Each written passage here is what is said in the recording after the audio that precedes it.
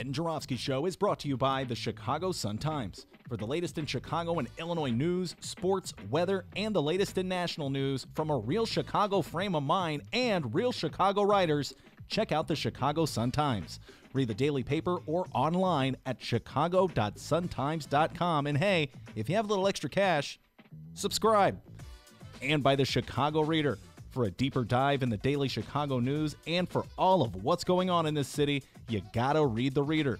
Music, arts and culture, film, extensive event calendars, concert listings, and more, including weekly political columns from writers like Maya Dukmasova and, yes, our very own Ben Joravsky. The Chicago Reader is free in newsstands and at chicagoreader.com. That's chicagoreader.com.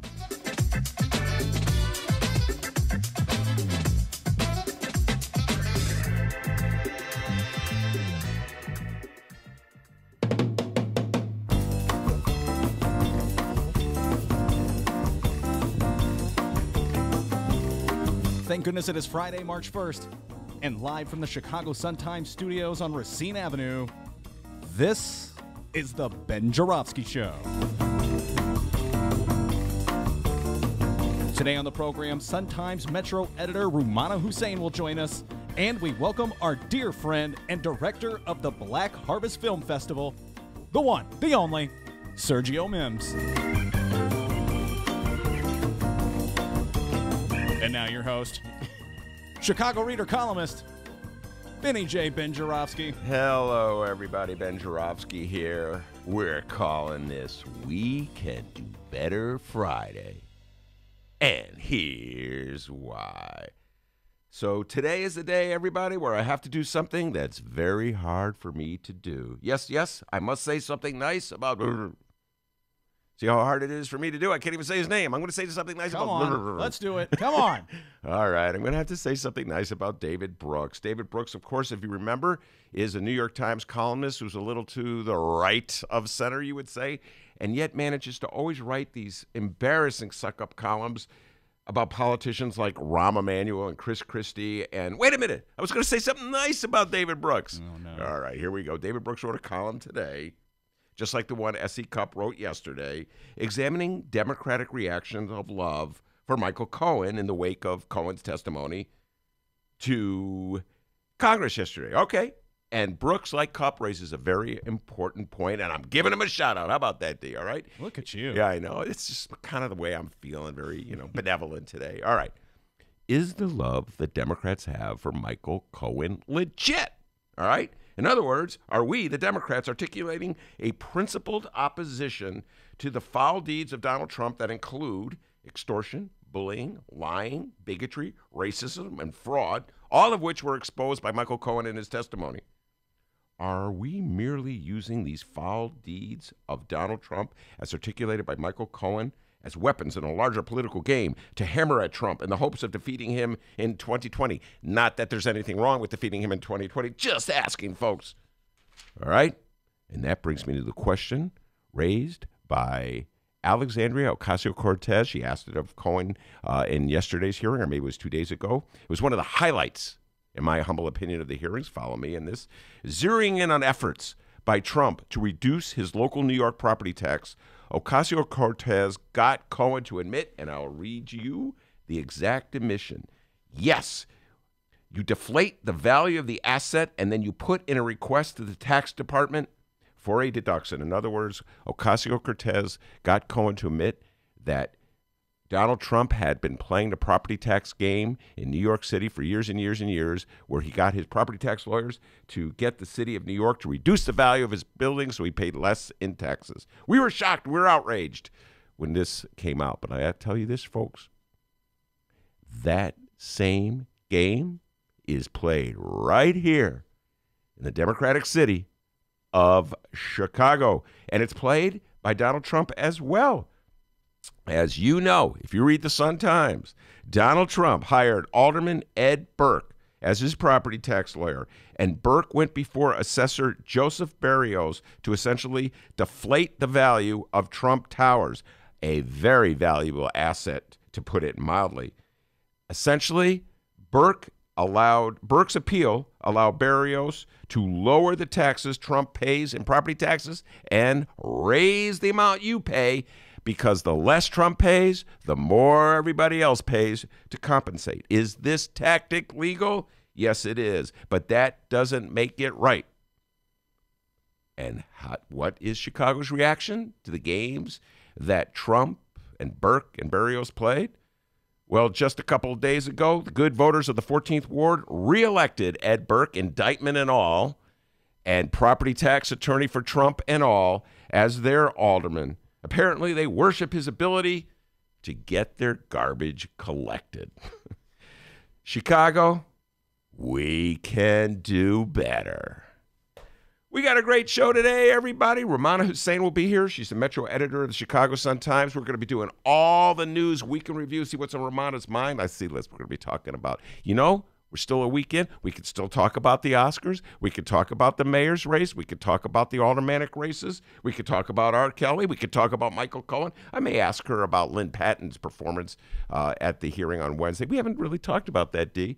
A lot to talk about. Rummana's review, the week in review. And then, of course, at 2 o'clock, as Dennis said, Sergio Mims will be in the studio, Black Harvest Film Festival director.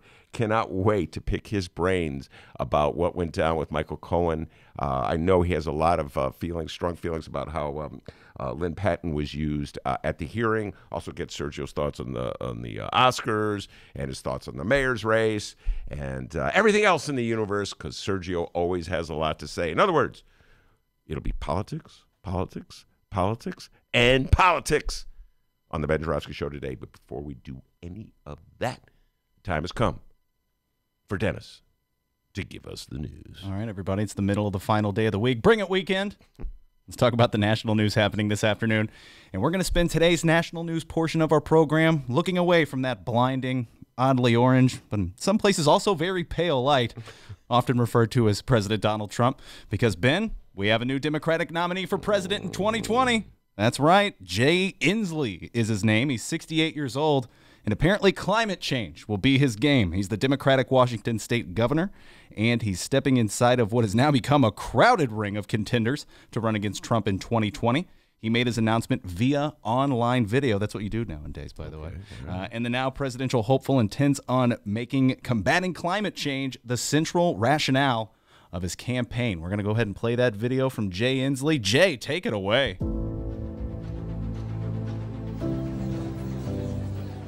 Governor, what do you have to say about climate change? A lot. We have got to stop global warming. Everyone in this country knows climate is changing. Reduce carbon pollution. New energy future. Climate change. Climate change. We should be dealing with climate change. Climate change. Climate change. We need to defeat climate change. That's what I believe. We're the first generation to feel the sting of climate change, and we're the last that can do something about it. We went to the moon and created technologies that have changed the world. Our country's next mission must be to rise up to the most urgent challenge of our time, defeating climate change. This crisis isn't just a chart or graph anymore. The impacts are being felt everywhere.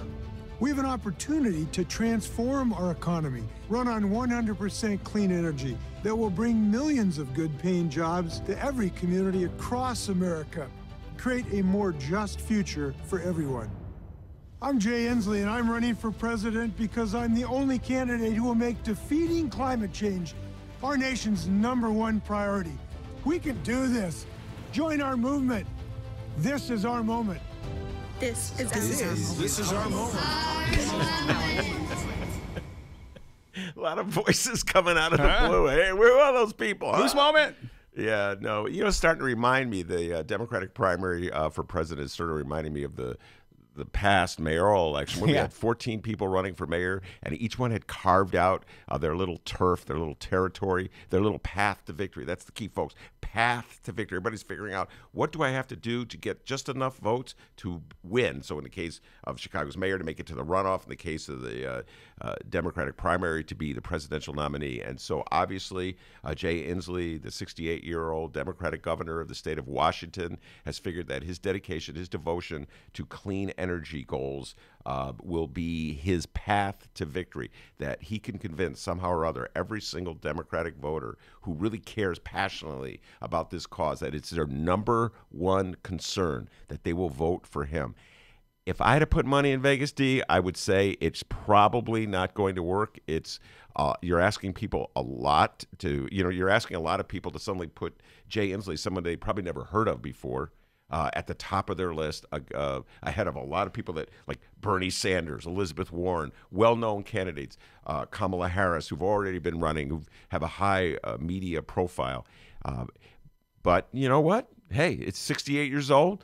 The guy's a politician. It's probably been his dream since he was a little boy to be president of the United States. This is his chance. The cause is an important one. He supports the Green New Deal. Now, see, we don't even know how strong the support for the Green New Deal in the Democratic Party is. The Green New Deal, of course, is proposals, just sort of vague proposals that are put forth by some of the new, more liberal Democratic Congress people in Washington. And so he is sort of like trying to make himself the leader of that movement.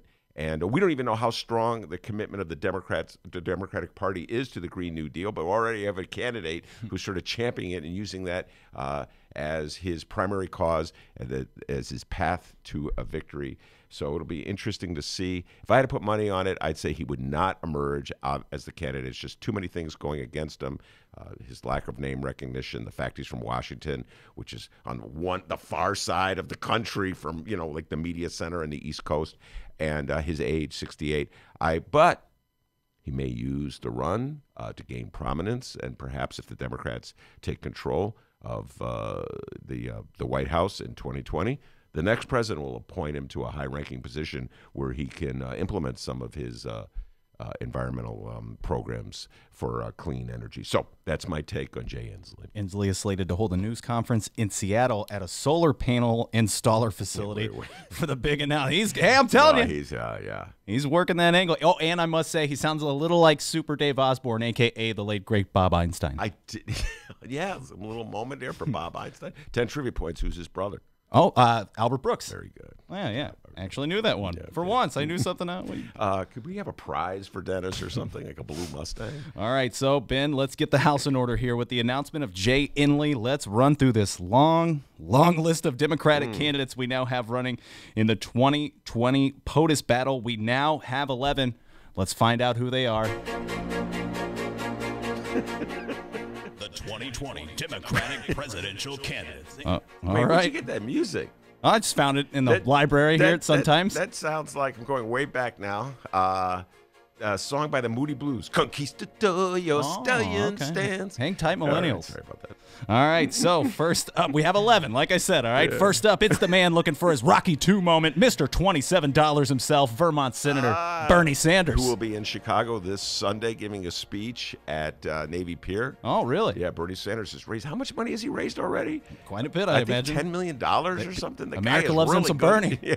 He's looking for that Rocky II moment, like I said. We got California Senator Kamala Harris. Yeah, Kamala Harris. She raised a lot of money. She's a high profile, and she raised about $8 million, I want to say. So those two, those two are sort of at the top of the list, my humble opinion, of strong prospects. Up next, it's Massachusetts Senator Elizabeth Warren. Yeah, now Elizabeth Warren, of course, trying to carve out the left side of the Democratic Party. The Bernie Sanders, she's like a rival with Bernie. Interesting, I saw Bernie gave an interview with Lynn Sweet today in the Sun-Times where he said he's not going to go negative. He's just going to deal with the issues. So he's not going to try to hammer away at Elizabeth Warren, unlike our mayoral candidates here in Chicago. We'll see how long that pledge lasts, by the way. Up next, another senator from New Jersey. It's Cory Booker. Oh, Cory Booker, yeah. Now, Cory Booker's interesting. Cory Booker started as one of these pro-charter school, new Dems types, like an Artie Duncan Democrat or a Barack Obama Democrat. And now charter schools are really unpopular with the rank and file of the Democratic Party these days. And they're seen as privatizing public education and allowing corporations to take control of our public schools. And they're anti-teachers, and the teachers are making a strong statement on their behalf to get more money, better benefits, et cetera, et cetera. Cory has moved left away from that issue, if you know what I'm saying. He's moving away from the charter school movement and becoming more of an advocate for teachers. Everybody's trying to keep up with the changing tides here in the Democratic primary. Our next 2020 Democratic presidential candidate, former HUD Secretary Julian Castro. Yeah, Julian Castro, obviously I believe Julian Castro is from San Antonio, Texas, as is, I just want to say, Kendra, who is our in-office editor today. Miles had to take Miles Porter, who was here doing the job the last 2 days, has a baseball game today. So Kendra's sitting in. She is a native of San Antonio, Texas, as is Congressman Castro. Welcome to the show, Kendra. I'm not going to require you to give a long dissertation on Castro, though Kendra is, by the way, studying film at Columbia, so I may ask her to weigh in on some of the Oscar discussion when Sergio and Romana are in the studio anyway. But yes, Castro, obviously very young, and is going to try to carve out his niche, his path to victory, try to capitalize on the Hispanic vote, particularly in the southwest portions of the country. Doubt he will make it. I don't think he has the money or the name recognition, but he can position himself perhaps to be somebody's vice presidential candidate. So there you have that. If you just tuned in, hey, welcome to the Ben Joravsky Show. I'm Dennis. That's Ben. And by the way, what's that? No phone. No phone. Yeah, by the way, no phone. He's winging it, guys. No phone. But if you just tuned in, we're going over the Conquistador, your stallion 2020 stands. Democratic presidential candidate. the 2020 Oh, I thought it was presidential- Moody Blues' greatest hits. No, hang tight, millennials. First, rocking it out with the Moody Blues. All right, you do not want millennials listening today, do you, buddy? All right, we just went over Julian Castro. Up next, let us not forget, well, because it's pretty easy to, Maryland Representative John Delaney. I got to tell you, I don't know really much about John Delaney. I'm going to study up on him. I thought isn't there a comic named John Mulaney? Yeah. Yeah, like that guy's really funny. Oh, yeah. That's I'm sure what he wants when you think of his name. All right, up next, it's New York Senator Kristen Gillibrand. Oh, yeah. Kristen Gillibrand was, of course, replaced. Kirsten, sorry. Yeah, she replaced Hillary Clinton when Hillary Clinton left the Senate in New York. And she, of course, elevated her prominence, her presence, her name recognition, all that good stuff in the wake of the Me Too scandal. She went one of the first to call for Al Franken to step down. So she has some name recognition, but I don't know. I'm not seeing her as one of the, just talking about this as a horse race, I don't see her as one of the top runners. All right, well, judging by this list so far, there's a very good chance a senator will win, okay? A lot of senators in this thing. Up next, it's Minnesota Senator Amy Klobuchar. Amy Klobuchar. Some negative news for Amy Klobuchar. Turns out she has a terrible temper. Did you know that? Oh, no, yeah, I think I heard a little something about it's a that. terrible temper, yelling at aides and stuff. That's the kind of thing. If they run the Democratic presidential primary like it's a Chicago mayoral election, you'll hear commercials. Amy Klobuchar, the temper tantrum. They'll be hammering her hard. By the way, I got this. I was talking to an aldermanic candidate yesterday, just a brief aside here, and we were sort of recapping, the election of this particular mayoral candidate, Erica Wozniak, I'll get their name, was not victorious in the 46th ward. She was telling me about some of the tactics that they employ, and they went out, the opposition research team for her opponent, filed a FOIA to see how many parking tickets she had. Can you believe that? This is Chicago. How many parking Good God, if parking tickets was an impediment, I could never run for anything. Ben Joravsky. Parking tickets. Oh, God, Scofflaw. Don't vote for that guy. But the good news is I think she had 5 tickets and they were all paid for, so they couldn't use that against her. Well, there we go. What a city we have. All right. Meanwhile, it's okay for Ed Burke to represent Donald Trump on property tax appeals, but God forbid Erica Wozniak has a parking ticket. We got a couple more candidates here. We got Hawaii Representative Tulsi Gabbard. No, she was there was a lot of listeners on our old show that loved her. Mm-hmm. She's moving a little right on foreign policy. I'm not quite sure about her. We got the mayor of South Bend, Indiana, Pete Buttigieg. Yeah, Buttigieg. He's 37 years old. That's what I know about him. He's young. And I don't know about that dude, But, hey, who would have predicted that? Let's see. Who would have predicted that Jimmy Carter would win in 1976? And who would have predicted, I don't know, Donald Trump would win in 2016? Yeah, I did not predict, I must say. And finally, this new guy that we got running, Jay Inslee. Yeah. Still in the rumored to be running, but come on, who are we kidding category. Texas Senator candidate and haunter of Ted Cruz's dreams for about a year, Robert Beto O'Rourke, former Vice President Joe Biden, and Howard Schultz, a.k.a. the Starbucks guy. Yeah, the Starbucks guy who was threatening to run as an independent. So he wasn't going to be actually running as a Democrat. Starbucks centrist. Yes, Starbucks centrist. He's looking for, like, the votes of people who think that the Democrats are too extreme because they want to do things to combat climate change. So anyway, I doubt he's going to run, but I sure hope he doesn't run, that because that would only cut votes from the Democratic candidate who's running against Donald Trump. So there you are, the candidates. May I say, The 2020 Democratic presidential candidate. you can't talk over the part where the guy's Wait, talking. wasn't there another candidate, a Williamson, Marianne Williamson? Is she an announced candidate? Not an announced candidate. Oh, okay. So at the moment. Okay, all right. All right, so there you are. But Benny J, I have a quick question for you. Mm-hmm. You ready to find out what's going on in Chicago and/or Illinois? I was born ready. That's a fantastic answer. Because coming up after the break, people, we are going to find out what else is news. I can't wait. My favorite part of the show, where the doctor plucks that trick from under his sleeve. Let's see what it is when we come back.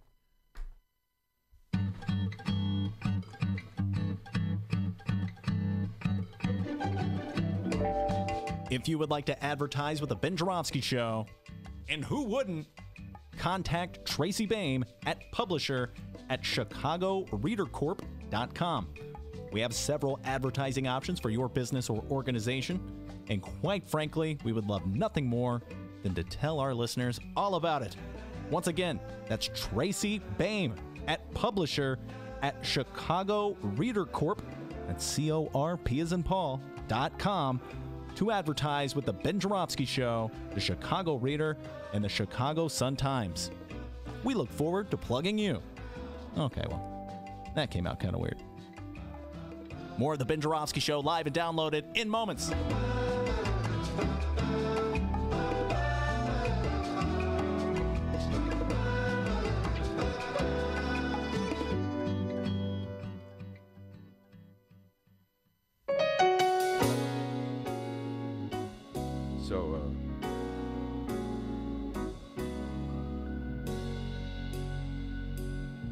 Welcome back to the Ben Joravsky Show.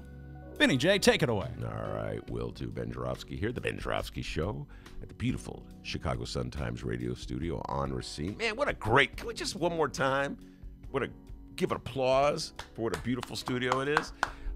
Dennis promises before the show is over to go over to that keyboard and watch out, play some chopsticks coming at you. Anyway, it's time for the local news. What you got for me, boy? Yes, we're about to find out what's going on locally. It's time for What Else Is News. Ben, it looks like one of our Chicago mayoral runoff candidates is attempting to brand a new nickname for her opponent. Uh-oh. And it's not a cool one like T-Bone or L-Train. Not even a slightly cool one like Dr. D. No, this one's pretty bad, especially if you're trying to convince people to vote for you. This comes from the Chicago Sun-Times and the one and the only Fran Spielman. By the way, check out the Fran Spielman Show, chicago.suntimes.com. Lori Lightfoot's decision to make a $200,000 contribution to her own campaign gave Toni Preckwinkle an opening Thursday to brand her runoff opponent as a, quote, millionaire corporate lawyer masquerading as a reformer. Yes, I saw that. The Preckwinkle campaigner is making it very clear. The gloves are off. They made it clear on election night. Tony started her, oh, thank you very much. I'm so happy to be here. And then, by the way, let me tell you what a low life Lori Lightfoot is, in so many words. And then Lori Lightfoot was like, I'm going above all this. I'm going to be better than this. I think the quote in Fran's story today told it all. Let me look at my paper right here. What was the quote? Oh, yeah, Lori Lightfoot told Fran Spielman, Lightfoot accused the Preckwinkle campaign of, quote, trying to sully my reputation with a bunch of lies and half-truths, unquote, just 2 days into the 5-week runoff campaign. Quote, I'm not going to roll around in the mud with her, Lightfoot said. I don't know, Lori Lightfoot. I think before all is said and done, you might have to get down in the mud, because that's how it's going to be. It's going to be a rough and tumble campaign. And, Michelle Obama always said, when they go low, we go high. Didn't really work out too well for the Democrats in the 2016 campaign. So it's always a tough decision. Do you take the high road? Do you take the low road? And it's clear that Toni Preckwinkle is just fighting hard, fighting dirty. So I think Lori Lightfoot might have to respond. By the way, let me just to say this.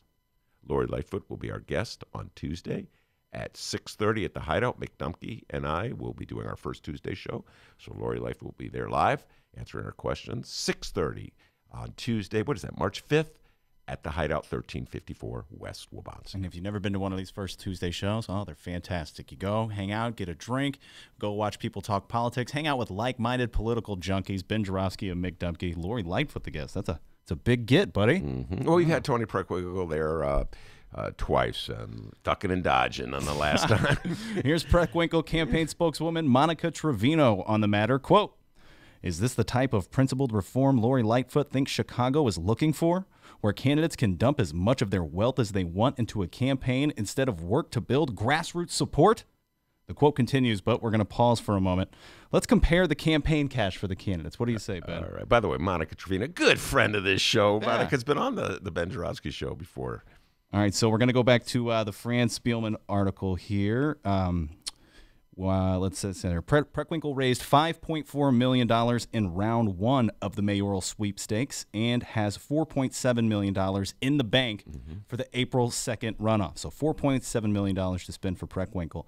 Lightfoot, on the other hand, has raised just $1.64 million and has only about $730,940 left to spend. Yeah, and this is obviously when you have a candidate with a big advantage over the other candidate in terms of fundraising in a 5-week election. We saw this happen in 2015.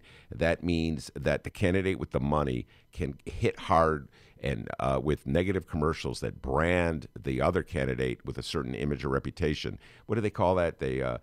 It's where you identify them before they can identify themselves. And so that's a huge advantage for Preckwinkle, and that's why Lori Lightfoot is going to get in on that phone and raise some money or fight back, which any way she can. You know, she's going to have to hit back hard with Tony Preckwinkle. If Tony Preckwinkle's hammering hard at her. Look, Dee, I do like the principle of going high and not going low, and I would like to hear a reasoned, enlightened debate as to what the issues are in the city of Chicago. Lord knows we need an honest debate, and there are a lot of issues that we're facing here in the city of Chicago, not the least of which is how we're going to pay for all the obligations we're facing as a city. But my sense is it's going to go. They're going to go dirty. They're going to go into the mud. And we're not going to have much of an enlightened debate. I hope I'm wrong. Rummana Hussain will be my guest in a few minutes. Let's see what she has to say about that. Are we going to have an enlightened debate in the city of Chicago, or are we going to have mud wrestling? Now comes the part where it starts to look like the Preckwinkle campaign were taking detailed notes during now Governor J.B. Pritzker's gubernatorial run, because very similar to how Pritzker time and time again would cleverly coin his opponent, Bruce Rauner, a failure, the Preckwinkle campaign is doubling down on their hopeful nickname for Lightfoot, corporate lawyer. The Preckwinkle campaign, quote, continues, quote, "Corporate lawyer Lori Lightfoot doesn't get it because she's a corporate lawyer who has taken the side of big special interest who would pay her big fees to do their dirty work." Now, Lori Lightfoot has responded. Ben just mentioned that. So far, she's taken the high road here. Lightfoot accused the Preckwinkle campaign of, quote, trying to sully her reputation with a bunch of lies and half-truths just 2 days into the 5-week runoff campaign and saying, quote, "I'm not going to roll around in the mud with her." Yeah, and a corporate lawyer. The other one is cop. A lot of Preckwinkle supporters always tell me, I can't vote for Lori Lightfoot because she's a cop. And for the record, Lori Lightfoot has never been a police officer, never has been a cop, but she was a federal prosecutor. So I guess that's sort of like in the family tree, close enough. Like a distant cousin. So it's sort of, you know, they're taking a page from Trump. Trump was Mr. Nicknames, you know, his nickname for Bernie Sanders, Crazy Bernie, you know, Crooked Hillary. So corporate lawyer. But it is very familiar. It reminds me of the Pritzker campaign a lot when they kept calling Rauner failure over and over again. Yeah, failure. Governor. By the way, Pritzker, I saw on my beloved Bright One, the Chicago Sun-Times. Show those listeners that newspaper, please. There it is. All right, millennials, it's called a newspaper, all right? No more. I have some friends who are not millennials that don't read newspapers, only read, Romana knows who I'm talking about, only want to read it on a phone because the environment, but I'm still old school. I like the newspaper. Anyway, Pritzker plans to remain neutral in Chicago mayoral runoff. Quote, I'll be supporting whoever wins that runoff because I want to work with the mayor, whoever that person is. My intention is to stay out, and of course, I'll end up voting. But unlike previous governors, my job is to work with the mayor of the city of Chicago to make things happen. He ain't no dummy. He's not getting involved in this. He's not getting down in that one. All I right. wonder what his thoughts on corporate lawyers are. I have a hunch that J.B. Pritzker has hired more than one corporate lawyer in the past. So there you are. Just like that, you're now in the know of what's going on locally. And now you will have an answer the next time someone asks you, hey, what else is news? Here, let me tell you something. What? Something that Governor Jay Inslee, Oh, okay. Jay-Z, Oh, nice. and J-Dub, a guy I used to go bowling with, all agree. Hey, J-Dub. You did a great job. Give yourself a raise. Take it out of petty cash. We'll have Rummana Hussain with us when we return.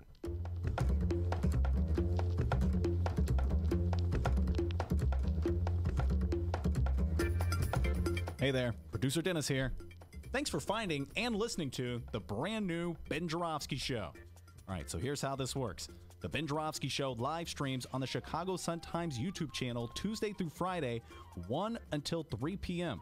Once the show is over, you can listen to the replay on our YouTube channel, or we throw it online for you to download by 4 p.m. Where can you download the Ben Joravsky Show, you may be asking yourself? Well, you may be asking yourself a fantastic question. You can find previous Ben Joravsky shows and guest interviews through several outlets. The Chicago Sun-Times Online, chicago.suntimes.com, the Chicago Reader Online, chicagoreader.com, and wherever else you listen to your favorite podcasts. Apple Podcasts, Google Play, pick one. Just search for The Ben Joravsky Show, J-O-R-A, V as in victory, S-K-Y. So, let's recap. Tuesday through Friday, 1 until 3 p.m., live streamed on the Chicago Sun-Times YouTube channel and downloadable by 4 at chicago.suntimes.com, chicagoreader.com, and wherever else you listen to your favorite podcast. Yes, the Ben Joravsky Show is back. We're live and downloaded. Tell your friends and enjoy the rest of the show.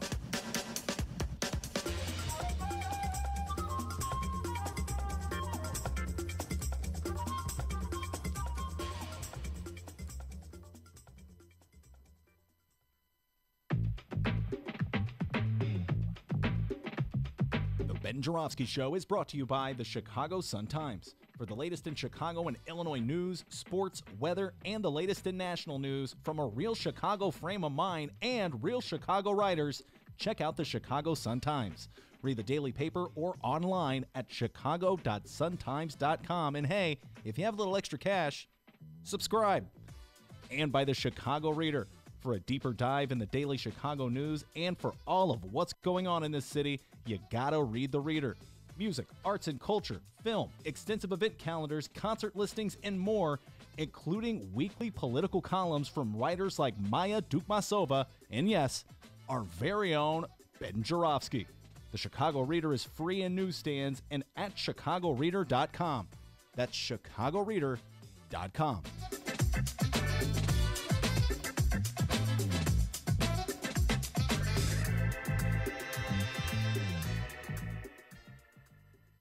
Welcome back to the Ben Joravsky Show. Thank you very much, Dennis. You know, we every show we start off with an interview with someone from the Sun-Times or from the Reader, for that matter, to talk about what the issues of the day. I've been looking forward to this. This is the third day, but I'm looking forward to this all week since we got started. Rummana Hussain, assistant Metro editor of the Chicago Sun-Times, knows a lot about a lot of things, and we thought it would be a good idea to do sort of a week in the review once a week. With Romana every Friday. So we're going to call this the Romana portion of the show. We're going to get some, like a song. Come on, the Romana Rundown. The Romana Rundown. Whoa, you went to radio school, Romana. Yeah. The Romana Rundown. Come on. So, Romana, first of all, welcome to the show. Thank you. Thanks for having me. And so the Romana Rundown, what you got? What's number one on the Romana Rundown for Well, this week? I think maybe not necessarily for me at this point, but definitely the elections. Tuesday was a big night. I think a lot of people, knew there was going to be a runoff, but they knew Tony Preckwinkle was probably going to be one of the two, but they didn't know who the other person was. And I think people were definitely surprised that Lori Lightfoot kind of just came out from the, at the end, not the end of the pack, but basically people probably thought she'd come into third. They probably thought it was a Preckwinkle versus Daley showdown, and turns out it wasn't. So I think people are definitely excited knowing that we're going to have our first African American female mayor. So it's definitely going to be interesting. I think people are excited. Not everybody, but I think a lot of people are excited, and I think it's going to be interesting to see what's going to happen in the next 5 weeks. Well, if anybody thought that because it was two African-American women running against each other that there would be sort of like the sisterhood where there would be a pact of sorts where they agreed just to focus on issues, where they agreed just to discuss the pending problems that Chicago faces, I think Tony Preckwinkle's made that pretty much clear in the last couple of days. There's no nice game going on, and here just because it's another black woman running against her, she's coming at Lori Lightfoot hard. As Dennis was saying, they're already corporate lawyer, cop. I get cop all the time. Yeah, I've heard that too. Lori Lightfoot was on the police board. She was a prosecutor, as you mentioned earlier. So that's definitely, that rhetoric is going around. And I think they also have to kind of focus in the black wards, because I don't think any of them, I think Tony Preckwinkle might have won one ward, but I think Lori Lightfoot mostly won in a predominantly white North Side neighborhood. So I think they have to focus on getting these African-American wards and showing them that, they are the best candidate for the job. Yeah, absolutely. The so-called Willie Wilson vote. Willie Wilson, I think, won most of the majority black wards, particularly on the west side and the south side. You're right. Tony Preckwinkle won some of the south lakefront wards, like the 4th, the 5th, her home base, if you will. And Lori Lightfoot was strongest on the north side in the what they used to call lakefront liberal wards. In your humble opinion, Romana, should Lori Lightfoot go low to match Tony Preckwinkle blow for blow, or should she try to take that Michelle Obama-like high road in this election? I think everybody would probably say, if they were naive, they probably say just take the high road. But I think they're going to have to kind of get the guns out in the next 5 weeks. I'm going from what I've read from political strategists and what they think that needs to be done. I know Tony Preckwinkle has been criticized for not coming out and kind of hiding from the media. And today she actually came on Fran Spielman's show. And so, she is coming out. So she's definitely listening to the criticism. And I was reading Fran's story because I think she's one of the top experts on all things politics and all things City Hall.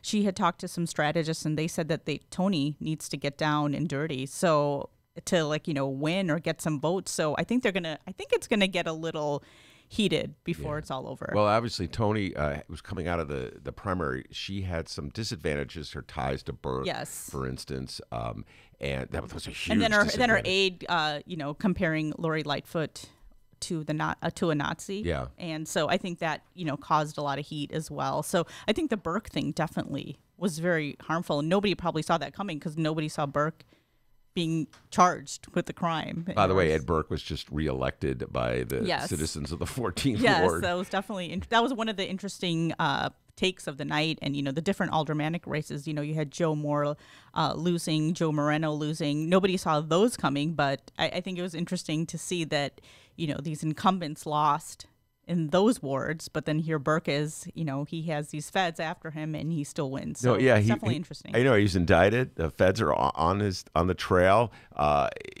Danny Solis was listening on to his conversations, was wearing the wire on Ed Burke. Ed Burke was like a persona non grata throughout the election.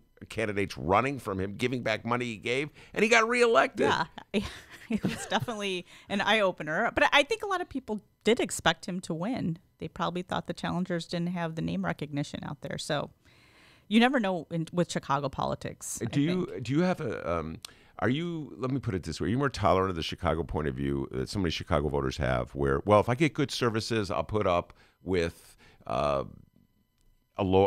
alderman being a property tax lawyer who gets tax breaks for Donald Trump, or my alderman trying to allegedly shake down property tax businesses, from Burger King franchisees, which is what Ed Burke's been accused of. Do you take a more pragmatic view, Romana? Well, but we do get services, so I'm going to overlook that. I think a lot of people do look at it that way. They're like, as long as I'm getting my garbage picked up, or the light pole fixed, I'm happy. But, I can't think how everybody thinks. And I don't know if that's true with everybody, because obviously a lot of people are very well tuned into what's happening. But you look at something like the voter turnout, and especially with this election, people are talking about how they want change. They want someone different from Rahm Emanuel, and only 32.95% of people are coming out. So you wonder how angry people are or how much movement people want in a different direction. So I think that's definitely interesting for me as a reporter. And I don't even see myself as that much of a political animal, but I do pay attention to politics. And, you know, I guess I assume that everybody else is paying attention too. And I hope that people are. But I do think there is this thought that, you know, if I'm getting my services taken care of and my streets are cleaned, the snow is plowed out of the streets, you know, my alderman's doing the job. Very pragmatic people, the residents of the city of Chicago. My guest is Rummana Hussain, associate Metro editor for the Chicago Sun-Times. We're doing a Romana rundown, the week in review. And, of course, we're talking about the mayoral election that just passed, Tony Preckwinkle versus Lori Lightfoot. Another thing on our list of things to talk about, I've been just dying to talk to you about this since this story broke. On Wednesday, I think it was, at the Michael Cohen hearing, very bizarre moment, in my humble opinion, that occurred with, Mark Meadows, the congressman from North Carolina. Yesterday I said South Carolina. I was corrected by Frank, one of our listeners. Mark Meadows trying to undercut the testimony by Michael Cohen that, based on his direct knowledge of dealing with Donald Trump, that Donald Trump was a racist, that Donald Trump had a very low opinion of black people, to put it mildly. To counteract that, Mark Meadows turned to a black woman who was in the gallery, Lynn Patton, who is an appointee of Donald Trump to HUD, and said she is testament to the fact that Donald Trump is not a racist. Finish the story there. Well, it was definitely interesting because we have a freshman congresswoman from Michigan, Rashida Tlaib, who is Palestinian American, I believe. She's a Muslim American, and she's one of two Muslim American congresswomen. And she pointed out that, you know, just because you have a black person working for you doesn't mean that you're not a racist. And she had pointed out that Mark Meadows, by bringing Lynn Patton over there, because I think from what I understand is he had her standing next to him and he talked about her, but she herself didn't say anything. And he said, I'm going to turn over her statement to you guys, but she still didn't say anything. And so Rashida Tlaib said, you know, just the fact that you're bringing this woman as a, quote, prop is a racist act in itself. And he got really upset. And then he started talking about how he has nieces and nephews who are people of color and how could I be a racist? There's been a lot of think pieces about that, about how, you know, a white politician was called out by another woman of color for using a prop. And, you know, a lot of people have said that, you know, I think they had to hug it out the next day, and they felt like, you know, why does she have to appease him or like tell him, oh, okay, you're not a racist? But I think there's a lot of thoughtful dialogue, but I know Lynn Patton herself does not feel like she is a prop. So I think that's important to point out, because people, you know, if they don't feel like they're a prop, I think it's their right to not feel like a prop. Mm-hmm. But as a person of color, and I think other people of color will tell you that a lot of people of color are used as props in the workplace. And many people think that the fact that she was brought there just to this hearing to prove that Donald Trump's not a racist and just standing there and not saying anything, I think it's an action that's very prop worthy. So I think it's definitely interesting. And people were also saying that, I was reading this Washington Post article right before I came in, but Lynn Patton is actually showed up there because she's auditioning for a reality show. And HUD had basically denied that she should be on this reality show, but she turned up at a lot of events, like auditioning for a show. Wait, time out. This is breaking news. I did not realize this. I've been obsessively following this somehow or other. I must have cut off following this before this story. What reality show is she in? I think it was some sort of housewives show. You know how they have the wives of, or housewives of Atlanta, or housewives of New York. I think she was auditioning, or they said that's why one of the reasons she showed up. So she could get like camera time because as part of an audition. But that's what I just saw in the Washington Post. I believe it was the Washington Post a few minutes ago, right before I started. Well, it was a brilliant move on her part because she certainly has raised her profile. Yeah, and she went on Fox and Friends and said that I am not a prop. So I do think that's important to get out there because, a lot of people of color would say that she was used as a prop, but this is someone that's saying that I wasn't a prop. So if she doesn't feel like that, I think she should get her voice out there. But I think a lot of people of color would disagree. Well, here's my problem with the whole thing. And it goes beyond people of color. It's the notion that some kind of controversial point of view that a person can be completely eradicated by testimony from one person. Exactly. Okay, so it's like somebody saying they have a black friend. Just because you have a black friend doesn't mean you're not a racist. I think a lot of people are talking about that. People think that just because they have an association with, a lot of men, people pointed out a lot of men are married to women. They're still misogynistic or treat women bad. It doesn't mean that just because you have an association with someone. Well, we saw that in the Jason Van Dyke trial that just went down in Chicago for shooting Laquan McDonald, where it was brought up African-American brother-in-law. As I don't know what relevancy that had to whether or not he murdered Laquan McDonald or should be punished for the shooting of Laquan McDonald, but it was raised in a way, obviously in a way to influence the jury. In the old days, they used to say, I'm not anti-Semitic. Some of my best friends are Jews. That was like a common, like Jews would be like rolling their eyes when they would hear that. Are you kidding me? Yeah. And so the notion that somehow or other that Donald Trump is innocent of any accusation of bigotry or racism just because one black woman is willing to stand up and say, I like the guy, I don't know. It just seems kind of a stretch. I know. And, Donald Trump has, I think the biggest minority group in his cabinet are Indian Americans.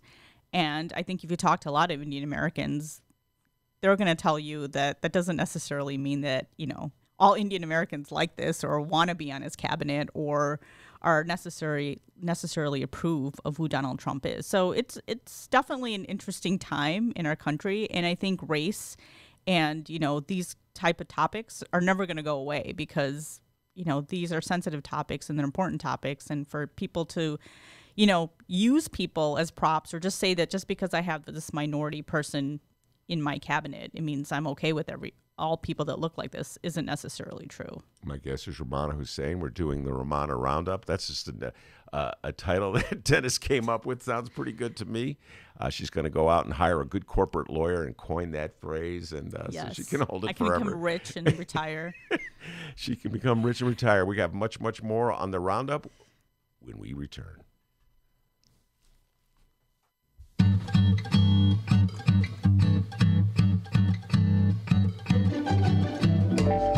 If you would like to advertise with the Ben Joravsky Show, and who wouldn't, contact Tracy Baim at publisher@chicagoreadercorp.com.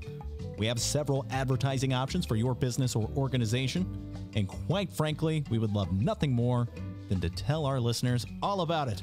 Once again, that's Tracy Baim at publisher@chicagoreadercorp, that's CORP as in Paul.com, to advertise with the Ben Joravsky Show, the Chicago Reader, and the Chicago Sun-Times.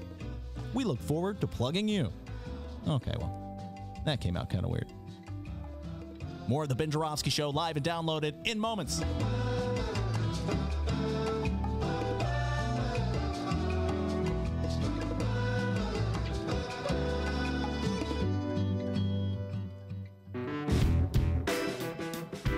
We may not yet be at the finish.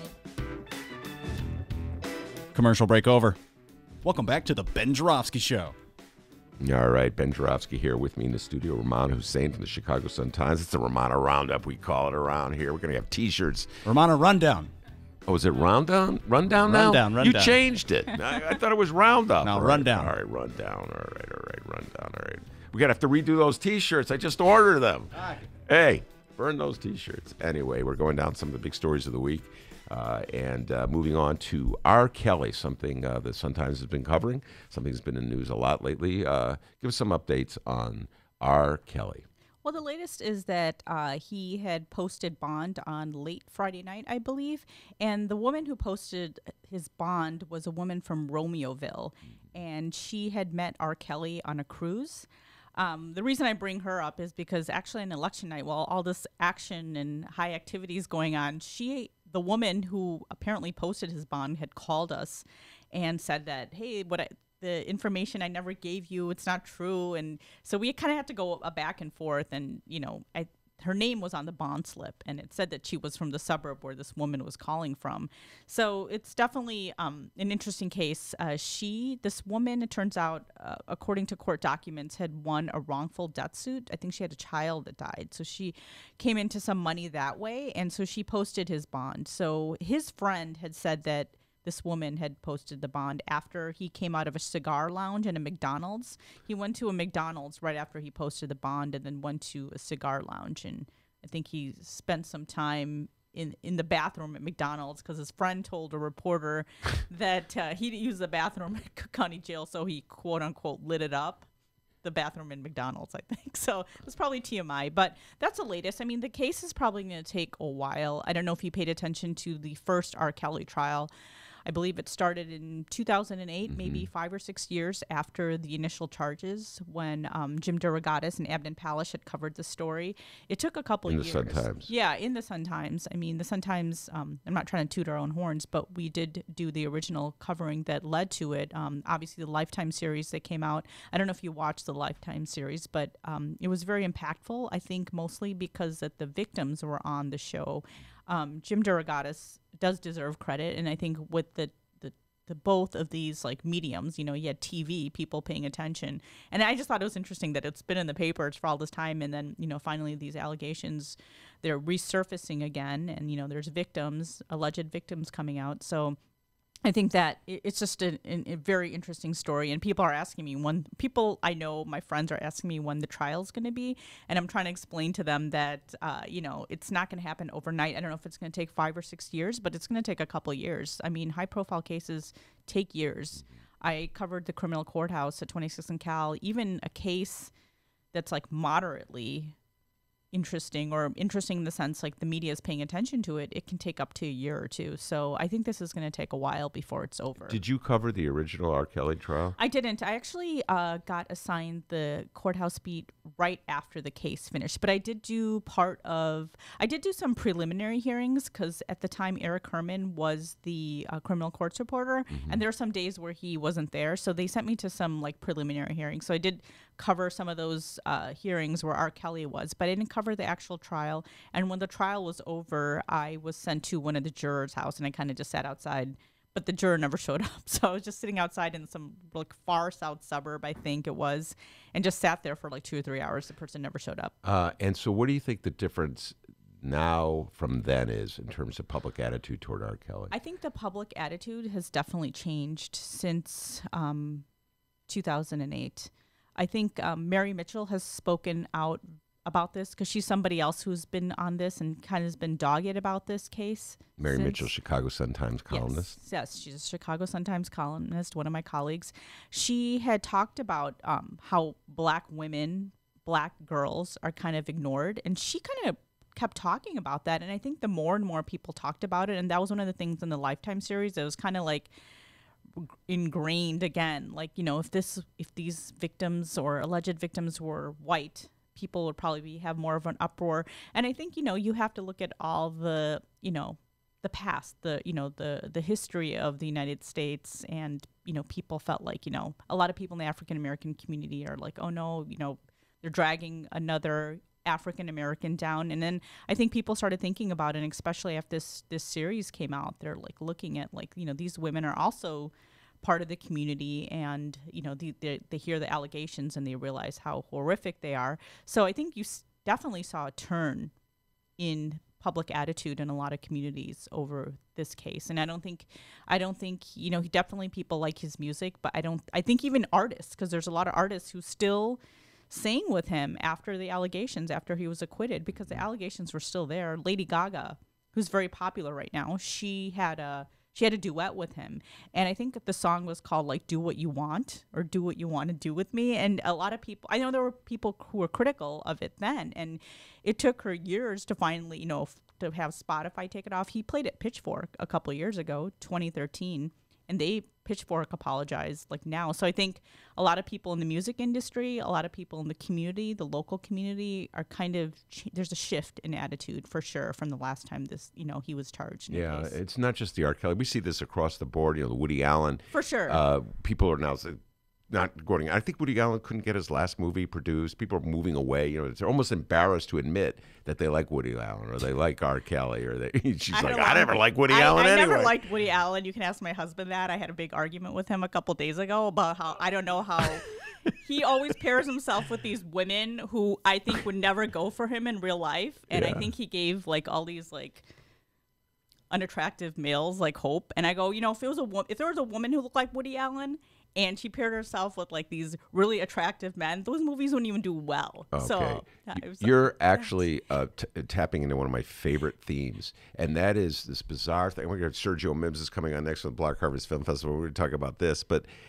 follow me on this, Romana. I know we're on a tangent within a tangent here, but follow me on this. They always have older men with younger women. You'll never have an older man like Sam Elliott. In the last movie he was in, The Hero. I don't know if you know who Sam Elliott is. He's an older actor. Okay. I love The Mask, or is it Mask, with Cher, and he played Cher's boyfriend in that movie. So that's when I first got introduced to Sam Elliott as a child. Wow, and you're Bob going way Seger, back too. to the 80s. And Bob Seger. And who? Did you say Bob Seger? The whole soundtrack of that movie was Bob Seger, and I was like, I kind of like this music. By the way, Rummana Hussain, huge Bob Seger fan. Okay, she tries to keep that one. You hidden. too? She loves Seger. She just saw Seger. She went to drove to Milwaukee. I was actually dragged to that show. Oh, that's not what I heard. Well, no. I heard she was driving the car. My sister was, but my younger sister was. But I did see Bob Seger before Mick did, my husband. Yeah. And he's from Michigan, but he said he wanted to see him one more time, and I think he just wanted us to come. So he's like, "Oh, I'll buy you tickets." So he bought us tickets. But we do like Seger. I do like Seger. There's nothing wrong with loving Bob Seger. There isn't. I told Mick I saw him in '96 and wore overalls so I could fit into the crowd, and he's like, "He's from Detroit, Michigan." I'm like, when you're from Chicago, everybody outside of Chicago. All right, I just got to say, but going back to Woody Allen, but the notion is that you become embarrassed. This is going to happen with Michael Jackson as well, because there's a movie coming out about Michael Jackson with where they have on-camera testimony from men who claim that he sexually molested them or what have you. And so that's going to be very difficult. It's going to be a difficult moment because so many people, and I'm speaking for myself, loved Michael Jackson. I think the Me Too movement and just women speaking out has kind of changed public attitudes, which in a way, I think it's kind of sad. It's like these were all acceptable. Not saying that sexual abuse was acceptable, but people were willing to turn their heads away from that. Because the music, I like the music, man. Why are you trying to ruin it for me, you know? Yeah, I know. People say that you have to separate the art from the artist, but there's allegations that are so severe where I guess it makes people rethink. But I think it's good to, I guess it's, he's not here to speak out for himself, but Michael Jackson. Yeah. Mm-hmm. But I think in other cases, I think men or for that matter, women, nobody should be allowed to do certain things to people, and I think it's good that people are speaking out at least. Yeah, I went on a tangent within a tangent, so I didn't get to finish my anecdote about Sam Elliott. So anyway, it's Sam Elliott. He was in this movie called The Heroes a couple of years ago. I just happened to see it, and he plays this older actor who is dealing with the fact that he's cancer. Anyway, in the middle of the movie, this really beautiful woman who's at least 30 years younger than Sam Elliott is all of a sudden attracted to him. And I'm like, this is a fantasy. Like, it's just not going to happen. You know? And the thing is, like, it's so problematic in Hollywood. I think a lot of women pay attention. I mean, Jeff Bridges had that movie where he's this musician and this journalist who's like Maggie Gyllenhaal, and she's like 30 years younger than him. And these movies get accolades. If it was the other way around, it would never work. So, I mean, not work, but people wouldn't buy it. And I think a lot of women are kind of annoyed with it, and they're fed up. Well, the one Me that included. Yeah, and I got to tell you this, that I really enjoyed this movie. It was called Chef, and it was sort of a. Did you ever see that one? It was No, not a wasn't really it? popular movie. What's old boy's name? I loved that movie. Jon Favreau. Yeah, Jon Favreau. Okay. I think it's a very funny movie. I really enjoyed it a lot. But Jon Favreau is like, put it a chunky guy. All right. Yeah, I know. Who Every beautiful woman in the world is like loving him, and Scarlett Johansson loves him. What's the lady's name from Modern Family? Oh, Sofia Vergara. She loves him. Everybody loves him. Like, this is Yeah. your. I think he made the movie, so he, Yeah, of course. I just think that's the way for men to feel like they don't have to try that hard. They're like, oh, I can look like a schlub, and who cares? But I'm not saying that men can't be attractive if they're not conventionally attractive. I'm just saying why not? Why can't it be the other way around? Why? How come when women are unconventionally attractive, they never pair them up with these younger hot guys? Well, I think that as more women get behind the camera, Yes. and I always say the power is behind the camera. So as more women get behind the camera, maybe more movies like that will be made, and men will be rolling their eyes, going, "I can't believe this." That's how we felt for the last decades. All right. Rummana Hussain, we had a whole list of other things we're going to get to, which I were knew it was far coming. more important. But we got on this tangent within a tangent. So we'll have to take them up next Friday when we do the Romana Rundown. There you go. All right, the Romana Rundown. Thanks for having me. Thanks for being here. Rummana Hussain, Metro editor of the Chicago Sun-Times. I'm Ben Joravsky. Sergio Mims is waiting on deck. We'll be right back after this.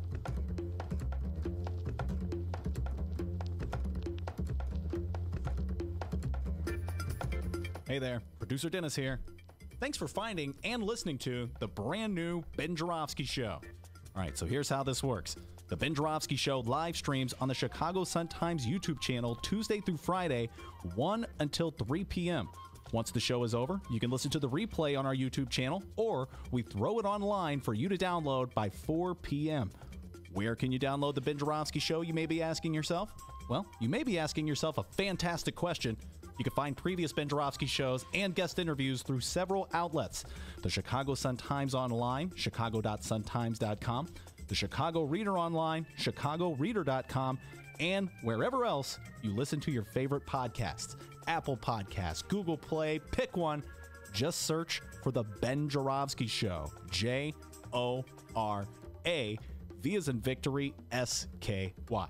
So, let's recap. Tuesday through Friday, 1 until 3 p.m. Live streamed on the Chicago Sun-Times YouTube channel and downloadable by 4 at chicago.suntimes.com, chicagoreader.com, and wherever else you listen to your favorite podcast. Yes, the Ben Joravsky Show is back. We're live and downloaded. Tell your friends and enjoy the rest of the show.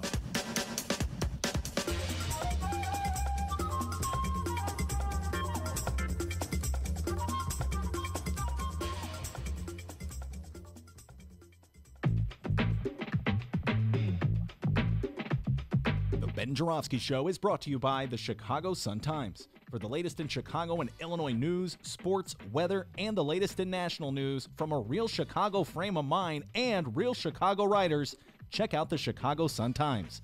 Read the daily paper or online at chicago.suntimes.com. And hey, if you have a little extra cash, subscribe. And by the Chicago Reader. For a deeper dive in the daily Chicago news and for all of what's going on in this city, you gotta read the Reader. Music, arts and culture, film, extensive event calendars, concert listings, and more, including weekly political columns from writers like Maya Dukmasova and, yes, our very own Ben Joravsky. The Chicago Reader is free in newsstands and at chicagoreader.com. That's chicagoreader.com.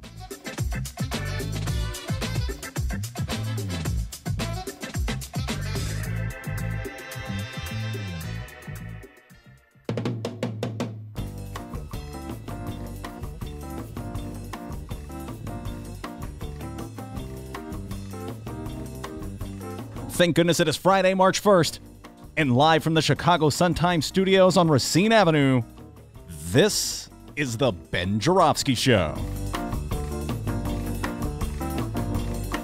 In this hour of the program, it's the return of our dear friend and director of the Black Harvest Film Festival, the one, the only, Mr. Sergio Mims.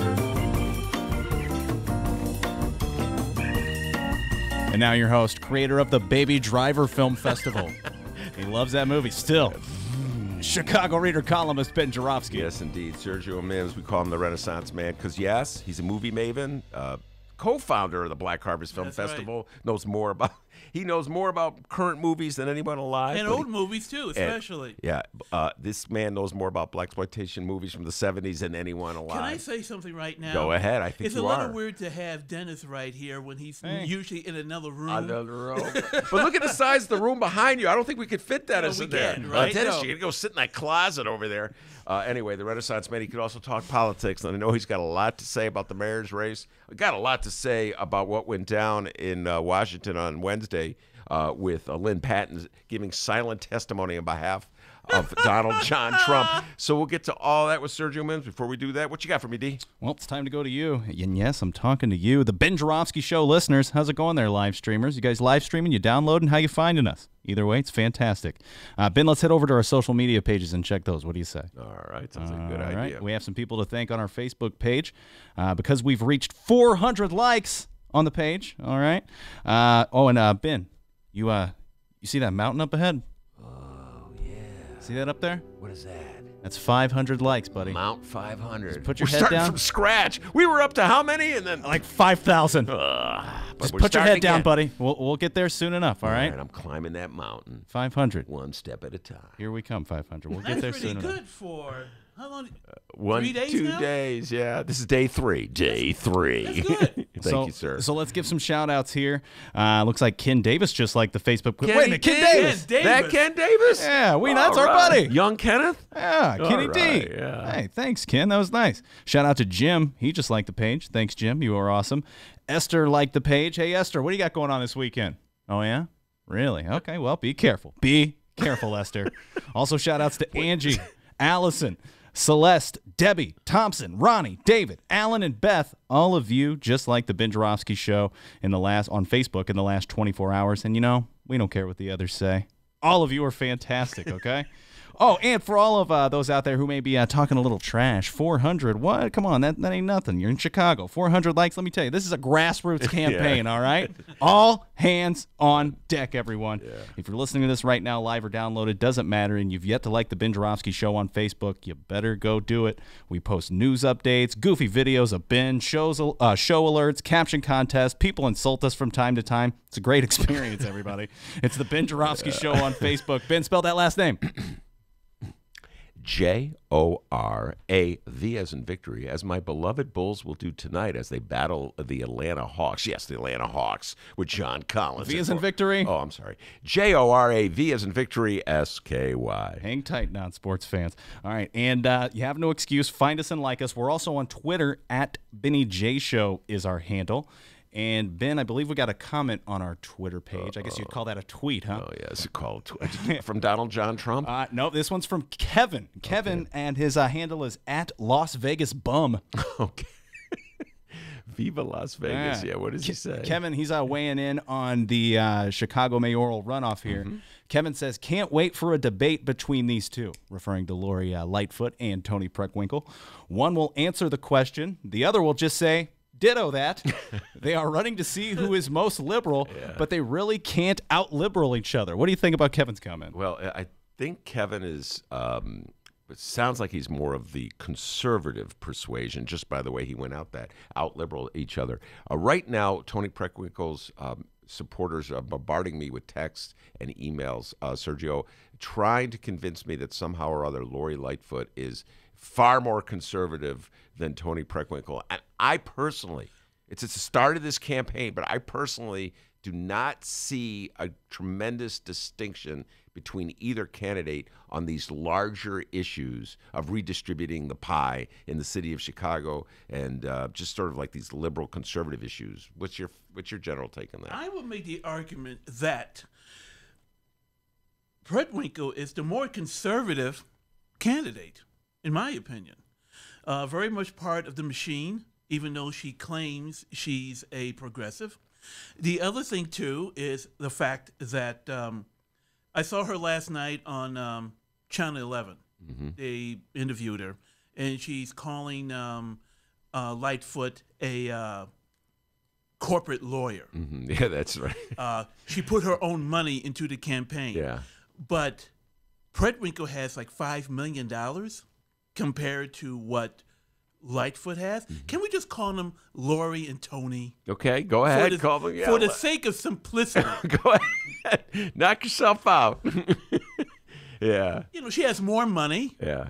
She's more tied into the political machine and establishment here in Chicago. I would dare say that Tony is more conservative than Lori. Well, if you view conservative in terms of connections to the political establishment in the city of Chicago, absolutely, she's more conservative. She's the chair of the Democratic Party. She was an ally of Joe Barrios. She was an ally of Ed Burke.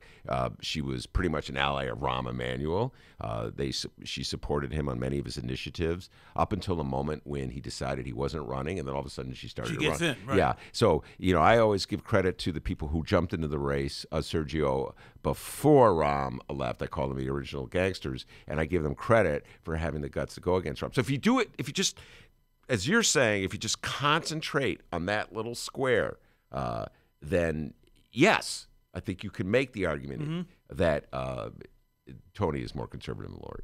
Yeah, I go with that. By the way, you know what's missing here? What? I need water. First time Sergio came on my show, I don't know how many years ago that was, and he was like, "Where's the water?" I was dying of thirst. Yeah, he was dying. I'm going to run to the break room. Chicago Sun-Times, see if I can get you some water. Right, if there's one good thing I can say about the old place, they had good water. Hey, man, let me tell you something. This water here, right? This water. Oh, let me just hold on, have a sip.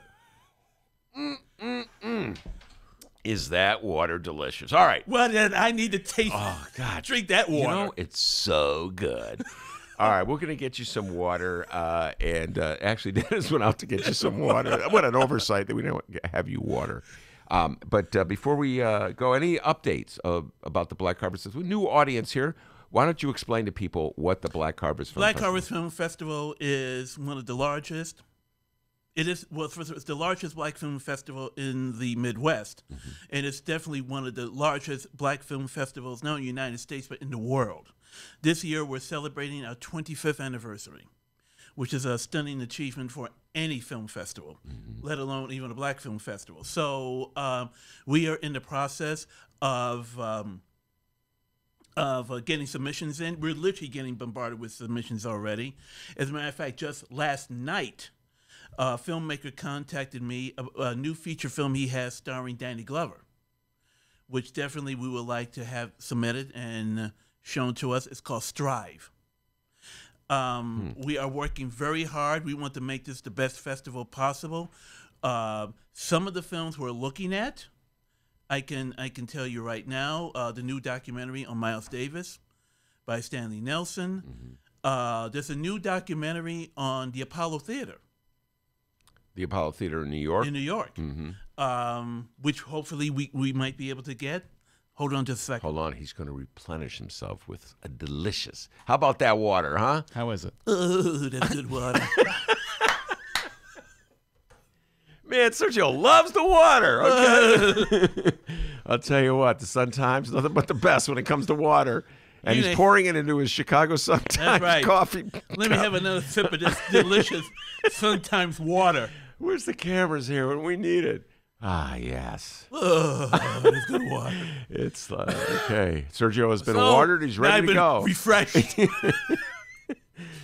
So I lost my train of thought. The water. Strive, Danny Glover. Yeah. So, and there are many other films, coming in. Our deadline's not until June. Okay. So last year we got something like 250 submissions. Yeah. We expect to equal that number or even top it. And yes, we're still working on that director. Okay. All right. Now let's just back up for 1 second. Black Harvest Film Festival consumes much of the month of August here in the city of Chicago. It's the entire month of August. Entire month of August. August 2nd. It continues to the 29th. And it's at the Gene Siskel Theater, which is right downtown Chicago, across the street from the Chicago Theater on State Street. And documentaries, features. What they do, a lot of film festivals do this, but I really like what they do is they take a blast from the past. and they'll bring an old movie. Usually, like they try to 25th anniversary. Love Jones was the one a couple years ago. It Which was I 2 loved. years ago. 2 years Last ago. year's we did Rusty Cundiff's movie, Fear of the Black Hat. Yeah. This year, there are 2 movies which are celebrating an anniversary. I don't want to give it away because I don't want to give the idea to another competing film festival. It's my favorite part of the Sergio interview. He leaves you in suspense. That's right. Yeah, he says as he has more water. Take the water away from him, be dehydrated, and he'll spill the beans.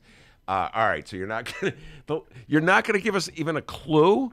Can we give it initials of the director who might be there? Can we give the? Well, we're working on that. Okay, all right, no clue. I'm not gonna, folks. He's known by a nickname. Yes, a nickname. He's known by a nickname, or it's also in volleyball. Let me tell you this: his name is Sheldon. His real name is Sheldon. Sheldon. Is that right? Yeah. I didn't know that. Did you know that?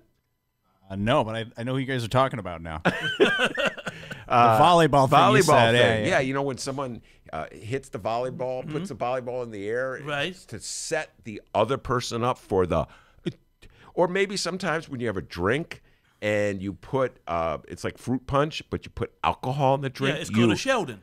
It's called a Sheldon. Yes, that's what it's called. So that director, if Sergio plays his cards right and refrains from saying anything critical of the guy, will show up. Can I say also that now at Black Carvers we can claim an Oscar winner?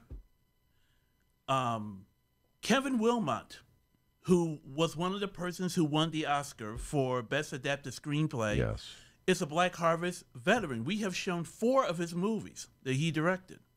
And he was the author of a screenplay for which movie? Black Klansman. Black Klansman, which was directed by? I can't remember the name of the other guy. Volleyball Spike Lee, okay? Spike Fruit Punch Lee. Just had to say who. Well, Sheldon Lee. Yeah, Sheldon Lee, okay. Yeah. All right, Sergio Mims, Black Harvest Film Festival in the studio. We're going to talk about the Oscars. You know, it was just on Sunday. I've been dying to talk to Sergio about what went down at the Oscars when somehow or other they managed to give the Best Picture award to Green Book. Still don't know how that happened. We'll be right back after this.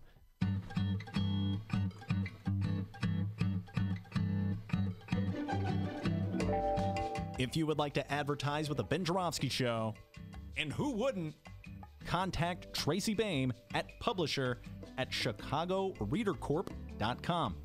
We have several advertising options for your business or organization, and quite frankly, we would love nothing more than to tell our listeners all about it. Once again, that's Tracy Baim at publisher@chicagoreadercorp, that's CORP as in Paul.com, to advertise with the Ben Joravsky Show, the Chicago Reader, and the Chicago Sun-Times. We look forward to plugging you. Okay, well, that came out kind of weird. More of the Ben Joravsky Show live and downloaded in moments.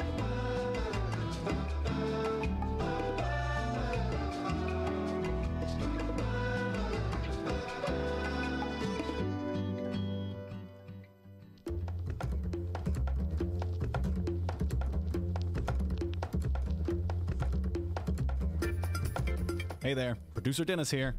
Thanks for finding and listening to the brand new Ben Joravsky Show. All right, so here's how this works. The Ben Joravsky Show live streams on the Chicago Sun-Times YouTube channel Tuesday through Friday, 1 until 3 p.m. Once the show is over, you can listen to the replay on our YouTube channel, or we throw it online for you to download by 4 p.m. Where can you download the Ben Joravsky Show, you may be asking yourself? Well, you may be asking yourself a fantastic question.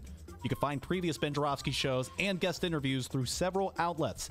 The Chicago Sun-Times online, chicago.suntimes.com, the Chicago Reader online, chicagoreader.com, and wherever else you listen to your favorite podcasts. Apple Podcasts, Google Play, pick one. Just search for The Ben Joravsky Show. J-O-R-A, V as in victory, S-K-Y. So, let's recap. Tuesday through Friday, 1 until 3 p.m. Live streamed on the Chicago Sun-Times YouTube channel and downloadable by 4 at chicago.suntimes.com, chicagoreader.com, and wherever else you listen to your favorite podcast. Yes, the Ben Joravsky Show is back, We're live and downloaded. Tell your friends and enjoy the rest of the show.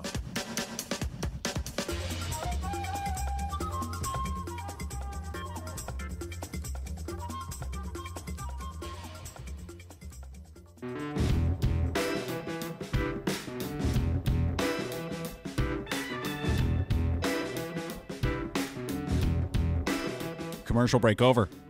Welcome back to the Ben Joravsky Show. Take it away, Benny J. All right, we'll do Sergio Mims in the studio with me. Sergio Mims, co-founder of the Black Harvest Film Festival, my humble opinion, the greatest film festival in the city of Chicago. Every August, the whole month of August, as Sergio pointed out, at the Gene Siskel Theater right across the street from Chicago Theater. Can't promote it enough. It's a great film festival. And we're talking about who, thank you very much, Kendra. We were talking about who was going to be there this year. Sergio is being very coy, not telling us who will be there, so we'll move on. No, it's because we have all these plans. I see. And a lot of times, sometimes they fall apart. Yeah. So I don't want to make promises. Like last year, we had Black Klansman. Mm-hmm. We were going to show it. Yes. And I was telling people. Mm-hmm. And then it was pulled. Yeah. And then I had to tell the people I was telling. No. Yeah, no, I know. That's a bad thing. And that happens to every film festival. Yeah. Everyone. Yeah. Yeah. So I'm not giving you a hard time. I'm just saying it could be really exciting, and I'm hoping for the best. All right, let's talk about the Oscars. It was just Sunday. Much debated and discussed. I didn't get an opportunity to talk about it on this show because until you showed up, Sergio, I have not really had anybody with the ability to take the deep dive what went down. So you mean Kim Duncan couldn't do it? Nope, he could, and he wasn't even on the show. All right, so let's. The winner, the best picture of the year, was for Green Book. Uh-huh. I want to get it right, and the favorite was Roma. And so, in your opinion, should Green Book have received Best Picture? Hell no. By the way, yeah, a couple of things. First of all, I think it worked great without a host. Oh, okay. I think it really great. That was a transition I didn't see. Yeah, in other words, the Oscar show Let me itself. get that out of the way. Yeah. Okay, all right. It was shorter. Yeah. Because you don't have a host doing those lame comedy bits. Yeah. Or songs. Okay. Okay. That's one. Yeah. Number two, it fluctuates. Here's the thing. Last fall, the film was going to be A Star Is Born. Mm-hmm. Everybody saw The Star Is Born was going to do it. Yeah. Right? Get everything. I mean, in other words, the favorite. The favorite. Oh, yeah. And then, but this happens every year. Then that went down. Then the favorite came up for a while. Mm-hmm. And then the favorite went down. Then it became Roma. Yep. And everybody thought Roma was going to do it. I told people, I hope Roma's going to get it, but I bet it's going to go to Green Book.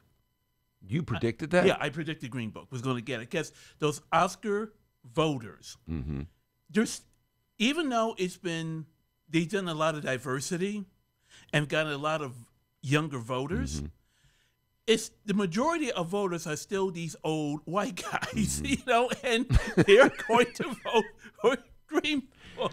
Yeah. Which, one of the reasons I hate that book, beside the fact that it's Driving Miss Daisy too. Yeah. It doesn't tell you anything about Don Shirley, who was a genius. All right, let's pause for a moment. Tell folks, Green Book tells the story of two men, a black man and a white man, who go essentially on a cross-country trip together through the South in the early 60s. Yeah, a very snooty black guy who needs to be brought down, and a racist white guy who tells him how to be black. Yeah. Wow. Well, he doesn't tell him how to be black. He makes him enjoy the delicacies of fried chicken. But, and black music, which he's never which, listened by the way, to before. is completely the most unbelievable part of that movie, and I think you will agree with me when I say this, is when the white guy, what's his name? Dennis, Tony Lip. No, but the actor. Viggo Mortensen. Viggo Mortensen. Yeah, I know. I should talk about him as the character within the movie as opposed to the actor. But Viggo Mortensen tells the Marshall Ali character, he introduces him to Nat King Cole. Now, I don't know if you remember this part of the movie, or in Sam Cooke, I think, and Aretha Franklin. And you have to work from the assumption that the character in the 1960s would not be aware of the biggest star, one of the biggest black stars, Nat King Cole, who had not Nat King Cole, Ray Charles, who had transcended, who had become a popular figure throughout the industry. That white people and black people, you understand what I'm saying? That he would be unaware of the identity of Ray Charles. He would not know who Ray Charles is. I found that completely unbelievable. First of all, he's a jazz musician in the movie. He plays jazz. Don Shirley. Yeah. Yeah. So he doesn't know black music? Yeah. Number two, even the movie doesn't make sense. Number two is that the real Don Shirley was really an absolute genius. He started performing when he was 13 years old with Chicago Symphony Orchestra. He wrote symphonies. He wrote concertos. He studied in Moscow. He spoke 8 languages. He had multiple doctorate degrees, not bachelor, doctorate degrees. For 10 years, from the mid-40s into the mid-50s, he left music and became a psychologist here in Chicago. Mm-hmm. Then he went back into music. He was an extraordinary person, right? This movie reduces him to a snooty black guy who has to be brought down. Who's so naive, he doesn't know, don't take a wad of money out in a bar, yeah. The white guy can save him. Yeah, don't do that. Yeah, there is that scene where he takes the money. Yeah.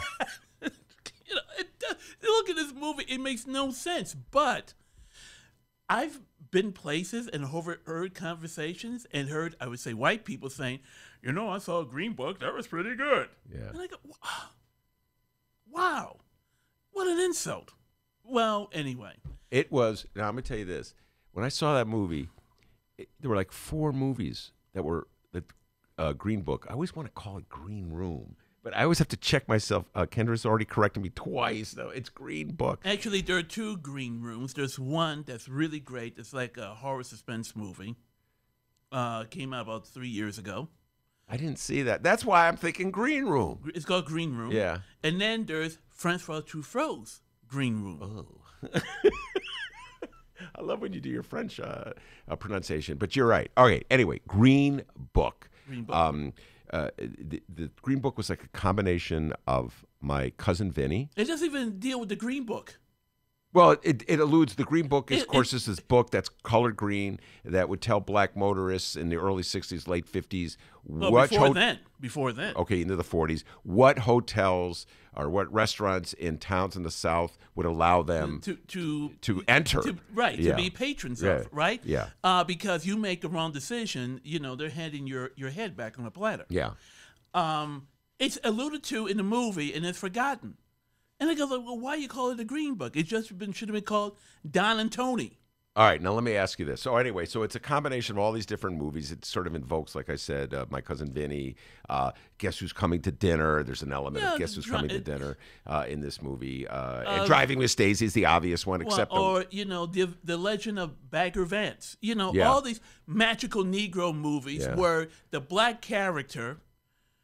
Well, this is more the magical white guy. There's nothing magical about Marshall Ali's character. He doesn't well, he does write the letters for. Right. He helped. Right. He writes the letters. Yeah. Right. And he makes Tony a better person. Yeah. Right.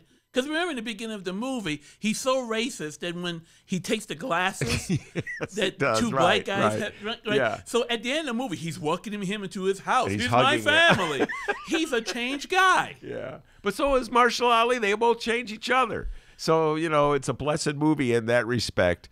Look. Yeah, the snooty black guy was taught, don't be so snooty. You're not better than us. Yeah, and not only that, well, all right, we don't want to give the movie away. People might want to watch the movie.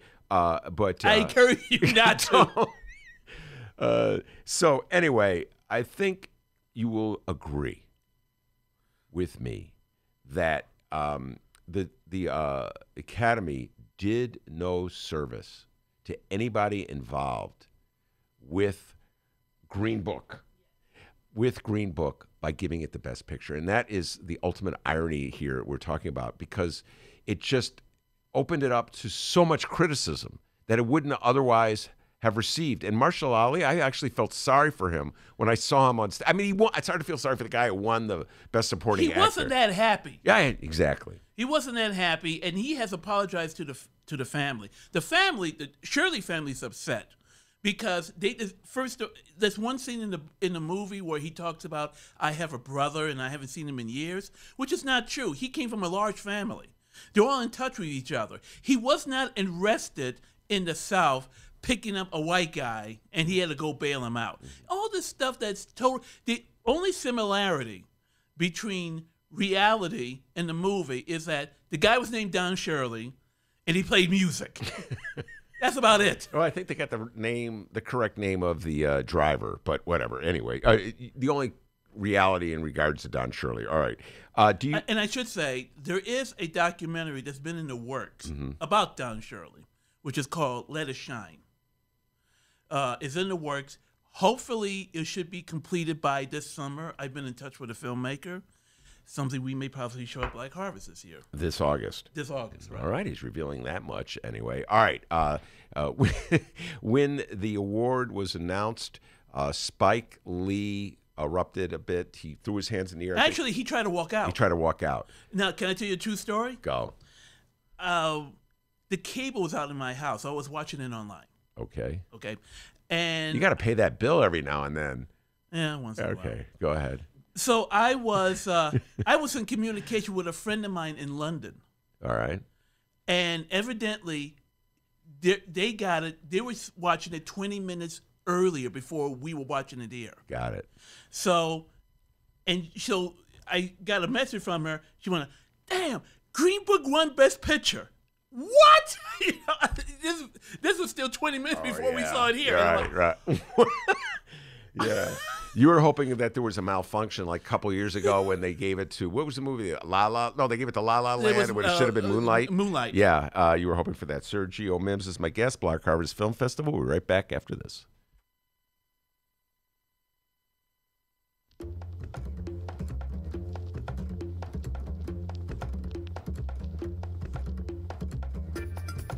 Hey there, producer Dennis here.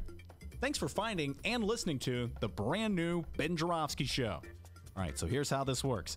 The Ben Joravsky Show live streams on the Chicago Sun-Times YouTube channel Tuesday through Friday, 1 until 3 p.m.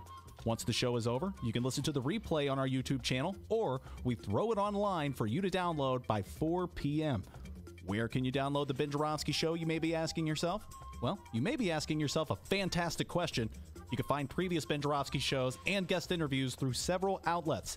The Chicago Sun-Times online, chicago.suntimes.com, the Chicago Reader online, chicagoreader.com, and wherever else you listen to your favorite podcasts. Apple Podcasts, Google Play, pick one. Just search for The Ben Joravsky Show. J-O-R-A, V as in victory, S-K-Y. So, let's recap. Tuesday through Friday, 1 until 3 p.m. Live streamed on the Chicago Sun-Times YouTube channel and downloadable by 4 at chicago.suntimes.com, chicagoreader.com, and wherever else you listen to your favorite podcast. Yes, the Ben Joravsky Show is back. We're live and downloaded. Tell your friends and enjoy the rest of the show.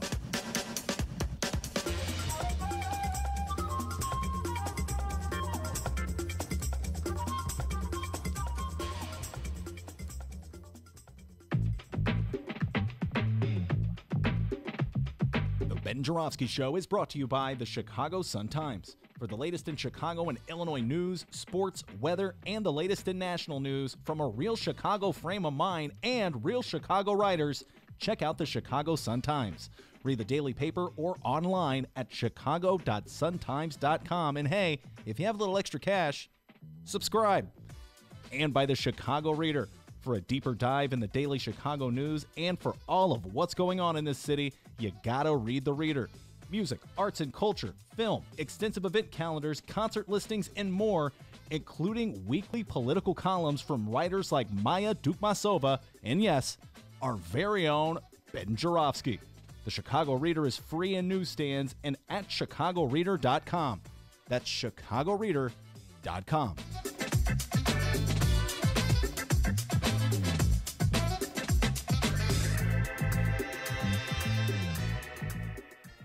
Commercial break over. Welcome back to the Ben Joravsky Show Live from the Chicago Sun-Times. Ben Joravsky here. We are indeed live from the Chicago Sun-Times. Sergio Mims, Black Harvest Film Festival, is my guest. We're talking about the Oscars.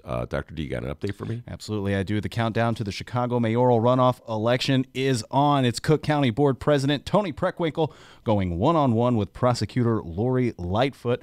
And for those wondering exactly how long we have until the election, well, I'll tell you, we are now 31 days, 8 hours, 25 minutes and 43 seconds. 42, 41, 40 away from the Chicago mayoral runoff election. That's a website. Oh, okay. Just go to countdown timer. Did not know that. Yeah, that's all you got to do. All right. But yeah, that's how long. Once again, 31 days, 8 you're like hours. a genius. No, not at all. Went to community college. 31 days, 8 hours, 25 minutes, and 24 seconds. 23, 22, 21. But we've been receiving quite a few comments regarding the election on both our Facebook and Twitter pages. So let's hear from the people. And people, feel free to reach out to us online, JORA, V as in victory, SKY, and be like Mary. Mary took to our Facebook page, and she left us a comment here on the runoff election. Mary says, I don't see a lot of difference between Preckwinkle and Lightfoot. The one issue that could sway me is who will Preckwinkle appoint to the head of the Cook County Board? Well, I don't know if Tony Preckwinkle appoints the person, literally appoints the person that will replace her. I think the board itself votes on that. But it's a very good question because obviously she's if she were to win. You mean you mean who replaces as president? Yes, I presume that's. I think it's Daley. It's the other Daley brother. No, I don't think it's automatic. We got to get the rule book. My memory of this is that the commissioners themselves decide who replaces, and I think there then would be an election to replace her on a permanent basis. This is my memory of it. It's been a while, so I don't think she herself has the ability, the authority to replace person. But it is an important question. You know, it's a very significant position, president of the Cook County Board. It oversees lots of important operations, like our whole judicial system here in Cook County and the hospital, a lot of law enforcement stuff. So it's a very important position. And the voters just elected Tony Preckwinkle, reelected her in November. It sounds awfully familiar to the Susana Mendoza effect. Susana Mendoza effect. She's state controller. They elected her in November. She ran for mayor. See what happens when Rahm steps down all of a sudden? You know, I will tell you this. I think that the results of the election, the biggest thing was the Burke thing. When that Burke criminal, it's not an indictment, but he was criminally charged. When that came down, I think that helped Lightfoot enormously because all these other candidates, most who got in after Rahm left, were all tainted by Burke.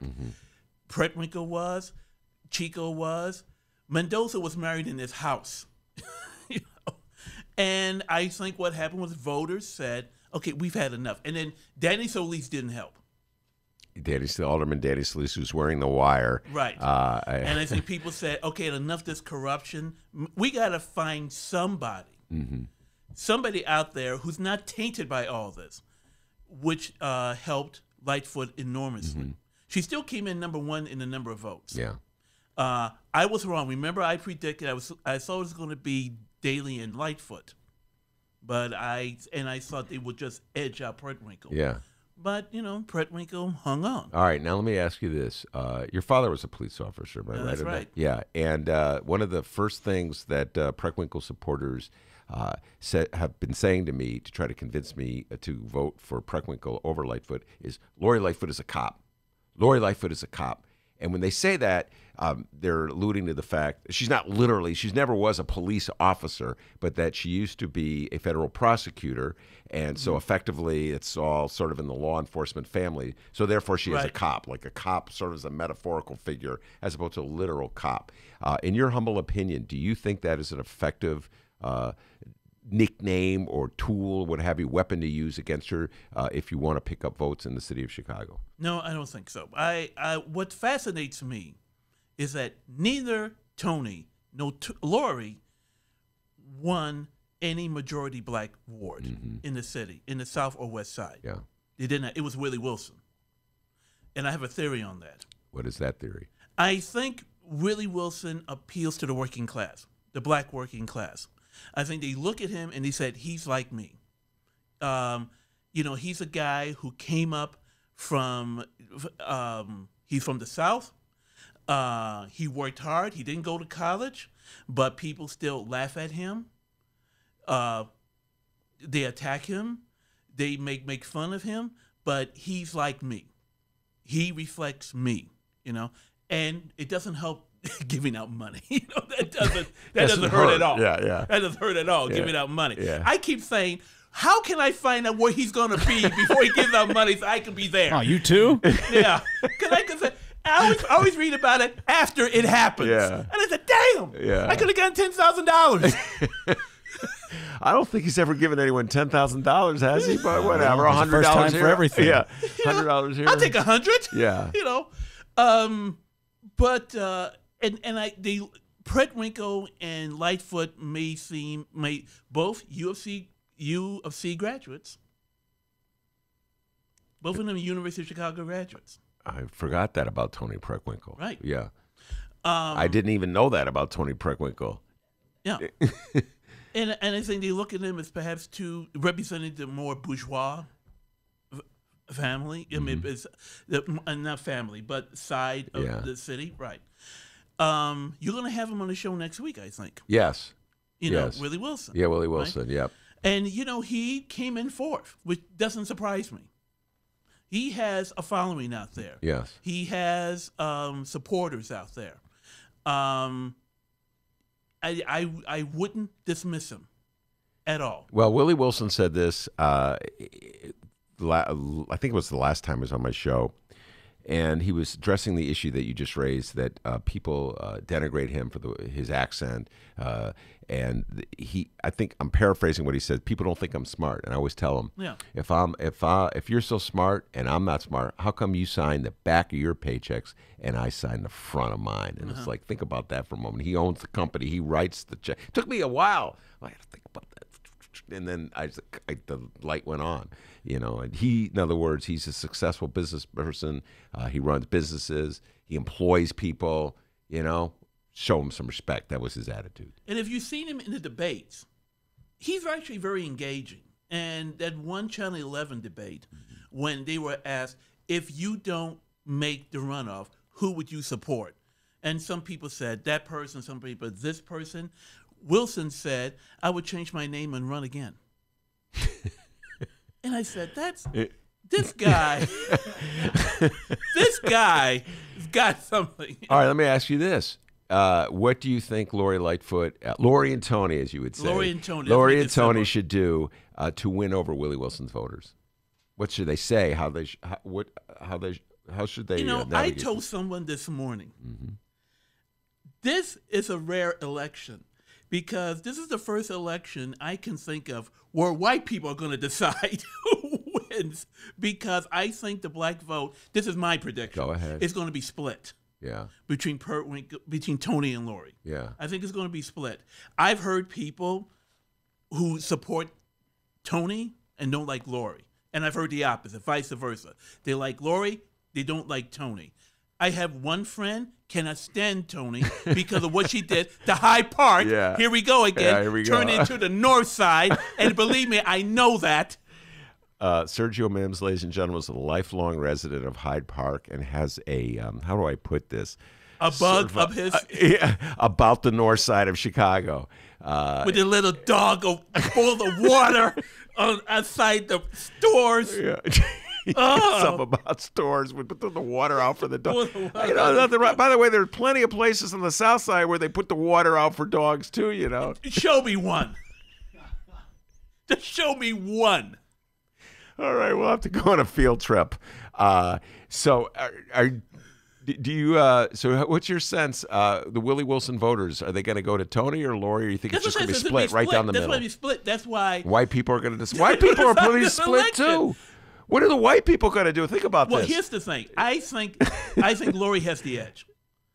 I think she has the edge with the white people, or particularly in lakefront. Okay, well, she already won the lakefront. She's going to win the lakefront. But what the northwest and the southwest sides? And here's the other thing. Go ahead. I don't know. in a way, I compare it to Harold Washington, only in the sense, Please. Okay. that when Harold ran, Yeah.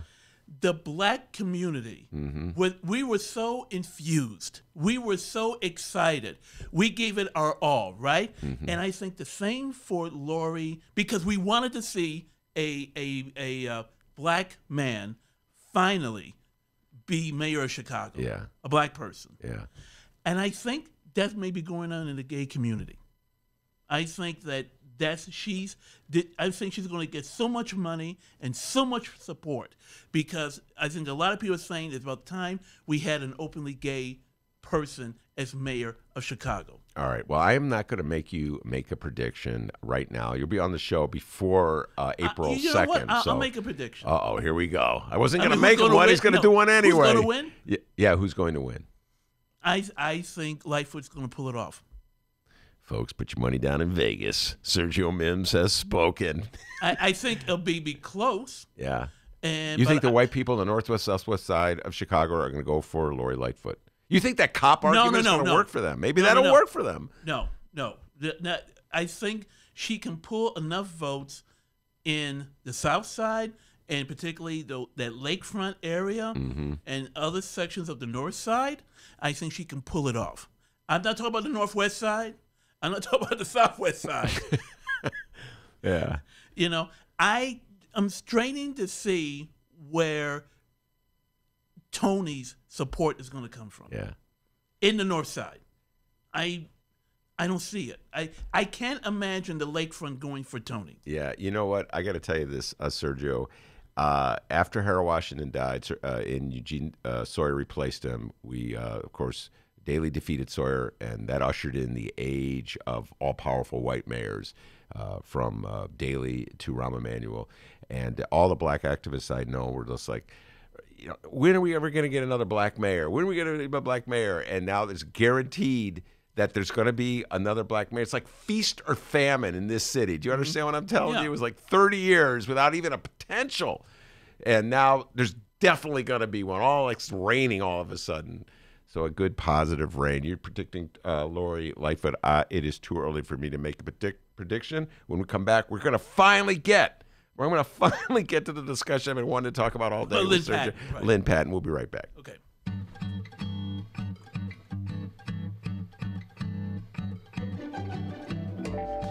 If you would like to advertise with the Ben Joravsky Show, and who wouldn't, contact Tracy Baim at publisher@chicagoreadercorp.com. We have several advertising options for your business or organization, and quite frankly, we would love nothing more than to tell our listeners all about it.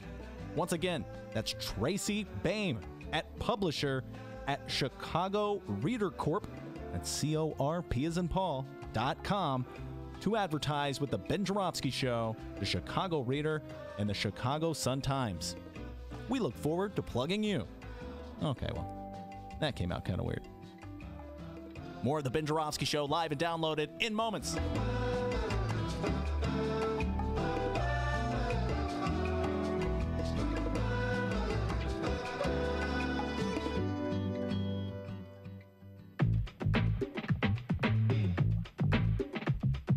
Ben Joravsky Show is brought to you by the Chicago Sun-Times. For the latest in Chicago and Illinois news, sports, weather, and the latest in national news from a real Chicago frame of mind and real Chicago writers, check out the Chicago Sun-Times. Read the daily paper or online at chicago.suntimes.com. And hey, if you have a little extra cash, subscribe. And by the Chicago Reader. For a deeper dive in the daily Chicago news and for all of what's going on in this city, you gotta read the Reader. Music, arts and culture, film, extensive event calendars, concert listings, and more, including weekly political columns from writers like Maya Dukmasova and, yes, our very own Ben Joravsky. The Chicago Reader is free in newsstands and at chicagoreader.com. That's chicagoreader.com.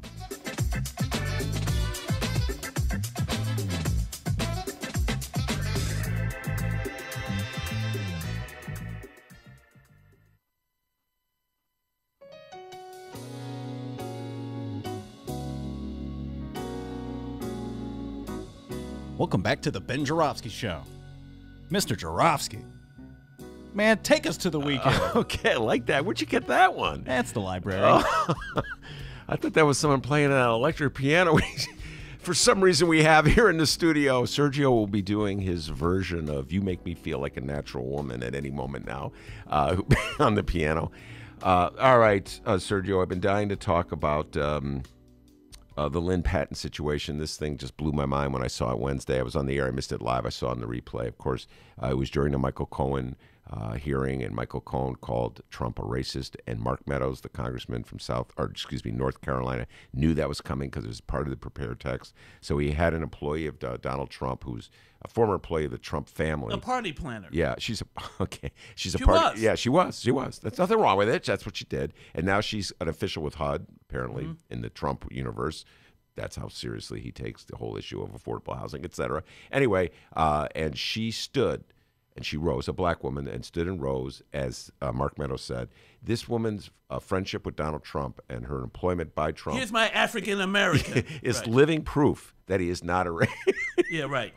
As I tweeted, Yes. You know, a lot of people didn't know this, but she couldn't stay at the hearing for long because she had to return her hair to Winter Reeve. Okay. Views and actions of Sergio Mims do not reflect those of the Ben Joravsky Show. There we go. I missed that. I was waiting for it. Yeah, he knew it was going to be said sooner or later. I missed that. Sorry. So did you see this in real time, or did you see it after? Yes, I did. I happened to have seen it in real time. Yeah. And then I also happened to see the response by Tlaib.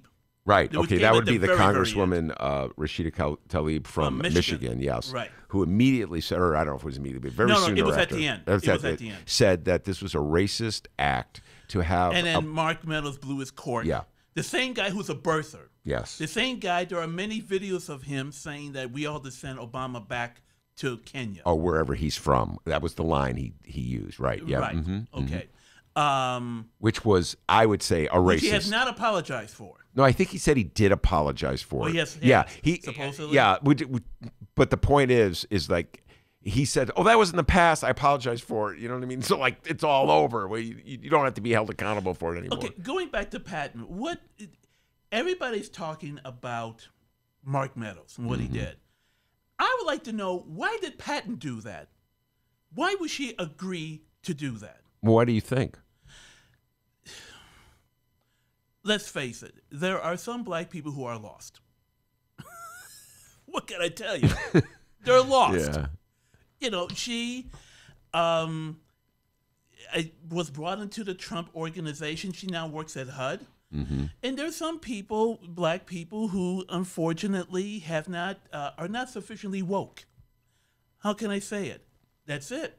You know, look at, I'll give you a perfect example. Look at Van Jones. You saw what he did the other day. You know CPAC right now. They're doing the big conservatives. He's up there grinning and cheesing with the conservatives, talking about the good things that Trump has done. I said, wait a minute. When did this guy turn into this Trump defender? Wasn't he supposed to be this radical? The same guy who was fired from Obama's White House because he was considered too radical, now he's cheesing and grinning with conservatives and praising Trump. What happened to him? You know, I don't want to drink the water he's drinking. Not this water here. This good sometimes this is water. Good sometimes water. Yeah. Yeah. Well, isn't it possible that there's just a difference of opinion? That a black person could like what Donald Trump is doing without being a sellout? No. Okay, well, I asked the question. I gave you the answer. Yeah. You have any opinions on this? Oh, Talking to Kendra right here. Kendra here, yeah. I mean, I agree with the whole some black people are lost thing. But yeah, Van Jones, he really switched teams on us. I guess he sought money or something. I don't know what it was. I'm momentarily blanking on the name of the last black woman who was always used as friend of Trump. It's Age. The Celebrity Apprentice woman. No, Omarosa? Omarosa, who came out with she saw the light. Omarosa did it. Omarosa has always been for Omarosa. All right, well, whatever. She changed. I'm not saying she's pure. She wrote a book denouncing Trump as a racist. and made some money on it. It was very popular. And she's denounced Lynn Patton for standing out. I don't know if you saw that. Oh, I didn't see that. But there's always, there's always some black person that is willing to stand up. There's more than one. Yeah, remember they filled a room? There was always that one slave who told Massa about the slave revolt that was being planned. Right. There's always one. One more time, the views expressed. The views and actions of Sergio Mims do not reflect those of the Ben Joravsky Show.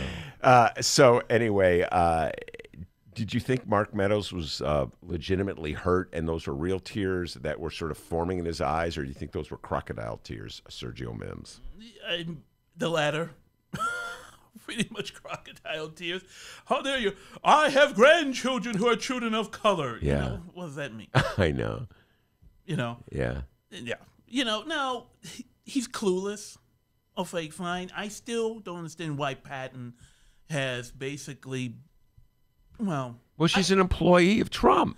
Yeah, but won't you stick up and say, you know what? I can't do this. I can't do this. And she didn't even speak. Just had her stand up and then, okay, girl, sit down. Right? That was it. Yeah. And tell me, don't you have any dignity? Now, how'd you What's your dignity? Yeah. How'd you think Chairman Elijah Cummings handled the whole thing? He was, again, he's the chairman of the committee that was holding the hearings. And then when I was impressed with him, but I didn't like when at the end he tried to say, well, I know Mark and he's my friend. And like, oh, come on.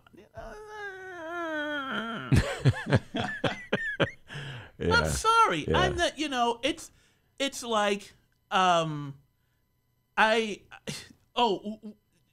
the Oscars, they had John Lewis. Yes. He introduced spoke. Green Book. That is correct. John Lewis, congressman and from I went, Georgia. oh, come on. Really?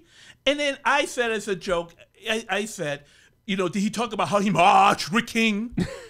Did John Lewis do that? He's been coasting in that for 60 years. Oh, now stop. I marched with John Lewis here. And right. And Yeah. somebody tweeted me, you're being disrespectful. Yeah. I disrespect everybody. Yeah, that's true. I'm sorry. Yeah. You've been coasting on that for 50 years, and now you're going to introduce Green Book, which is a travesty. It is a travesty. And then I got to respect because he marched with the King. No, I'm sorry. All right. Now, wait, Sergio. You're giving me a perfect transition to what I want. I'm sorry. Now you cut me loose. I'm loose now. No, that's all right. That's okay. You cut you loose as we're heading down the wire. And I want to go back to the Oscars for a moment and leave the travesty. I agree it was a travesty. The notion that you could reduce Donald Trump's policies and attitudes toward race in this country to the silent testimony of one employee of his, okay, that somehow or other, her standing up would have eliminate everything Donald Trump has said and done about race in this country is a travesty. I agree with you 100% on that one. All right. In your humble opinion, we're going to ask Kendra as well because she is studying film at Columbia. And thank you very much, Kendra, for doing a great job today, sitting in for Miles. In your humble opinion, what movie should have won Best Picture at the Oscars? Roma. Roma is extraordinary.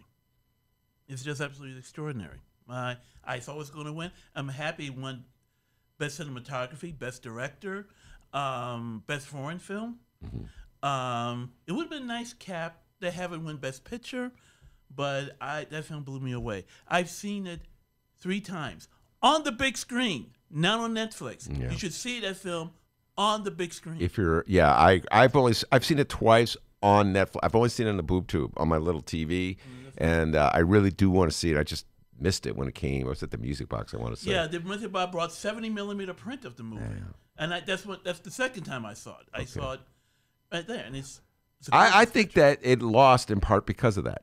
I think it lost in part because Hollywood was sending a message to Netflix. Oh, that's been said. Yeah. That's been said. Okay. Right. Well, other people agree with me. Do you think that played a role in it not winning? Or do you think it was just... I think it somewhat did. There's still people saying, wait a minute, Netflix, hold on. Netflix is spending a lot of money. You better enjoy it because it's probably going to be out of business in 3 years. the money they're spending, and they're not making that money back. Oh, I hope that's not the case. Well, Big prediction from Sergio Mims. I still get the discs from Netflix. Don't talk to me. Read Forbes magazine. Yeah. It's an interesting article. All right, Kendra, which movie do you think, if you were a voter, who would you have voted for Best Picture? I was a big A Star Is Born fan.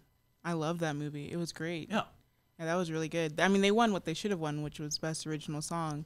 But that was a great film. There's a theory why that film died out was because the jealousy factor.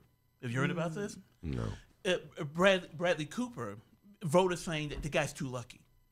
He was just this guy who was doing hangover movies. Now he's Orson Welles. Yeah. Forget it. So you would have given it to A Star Is Born. Yeah, and I know they snubbed him, too, for Best Director.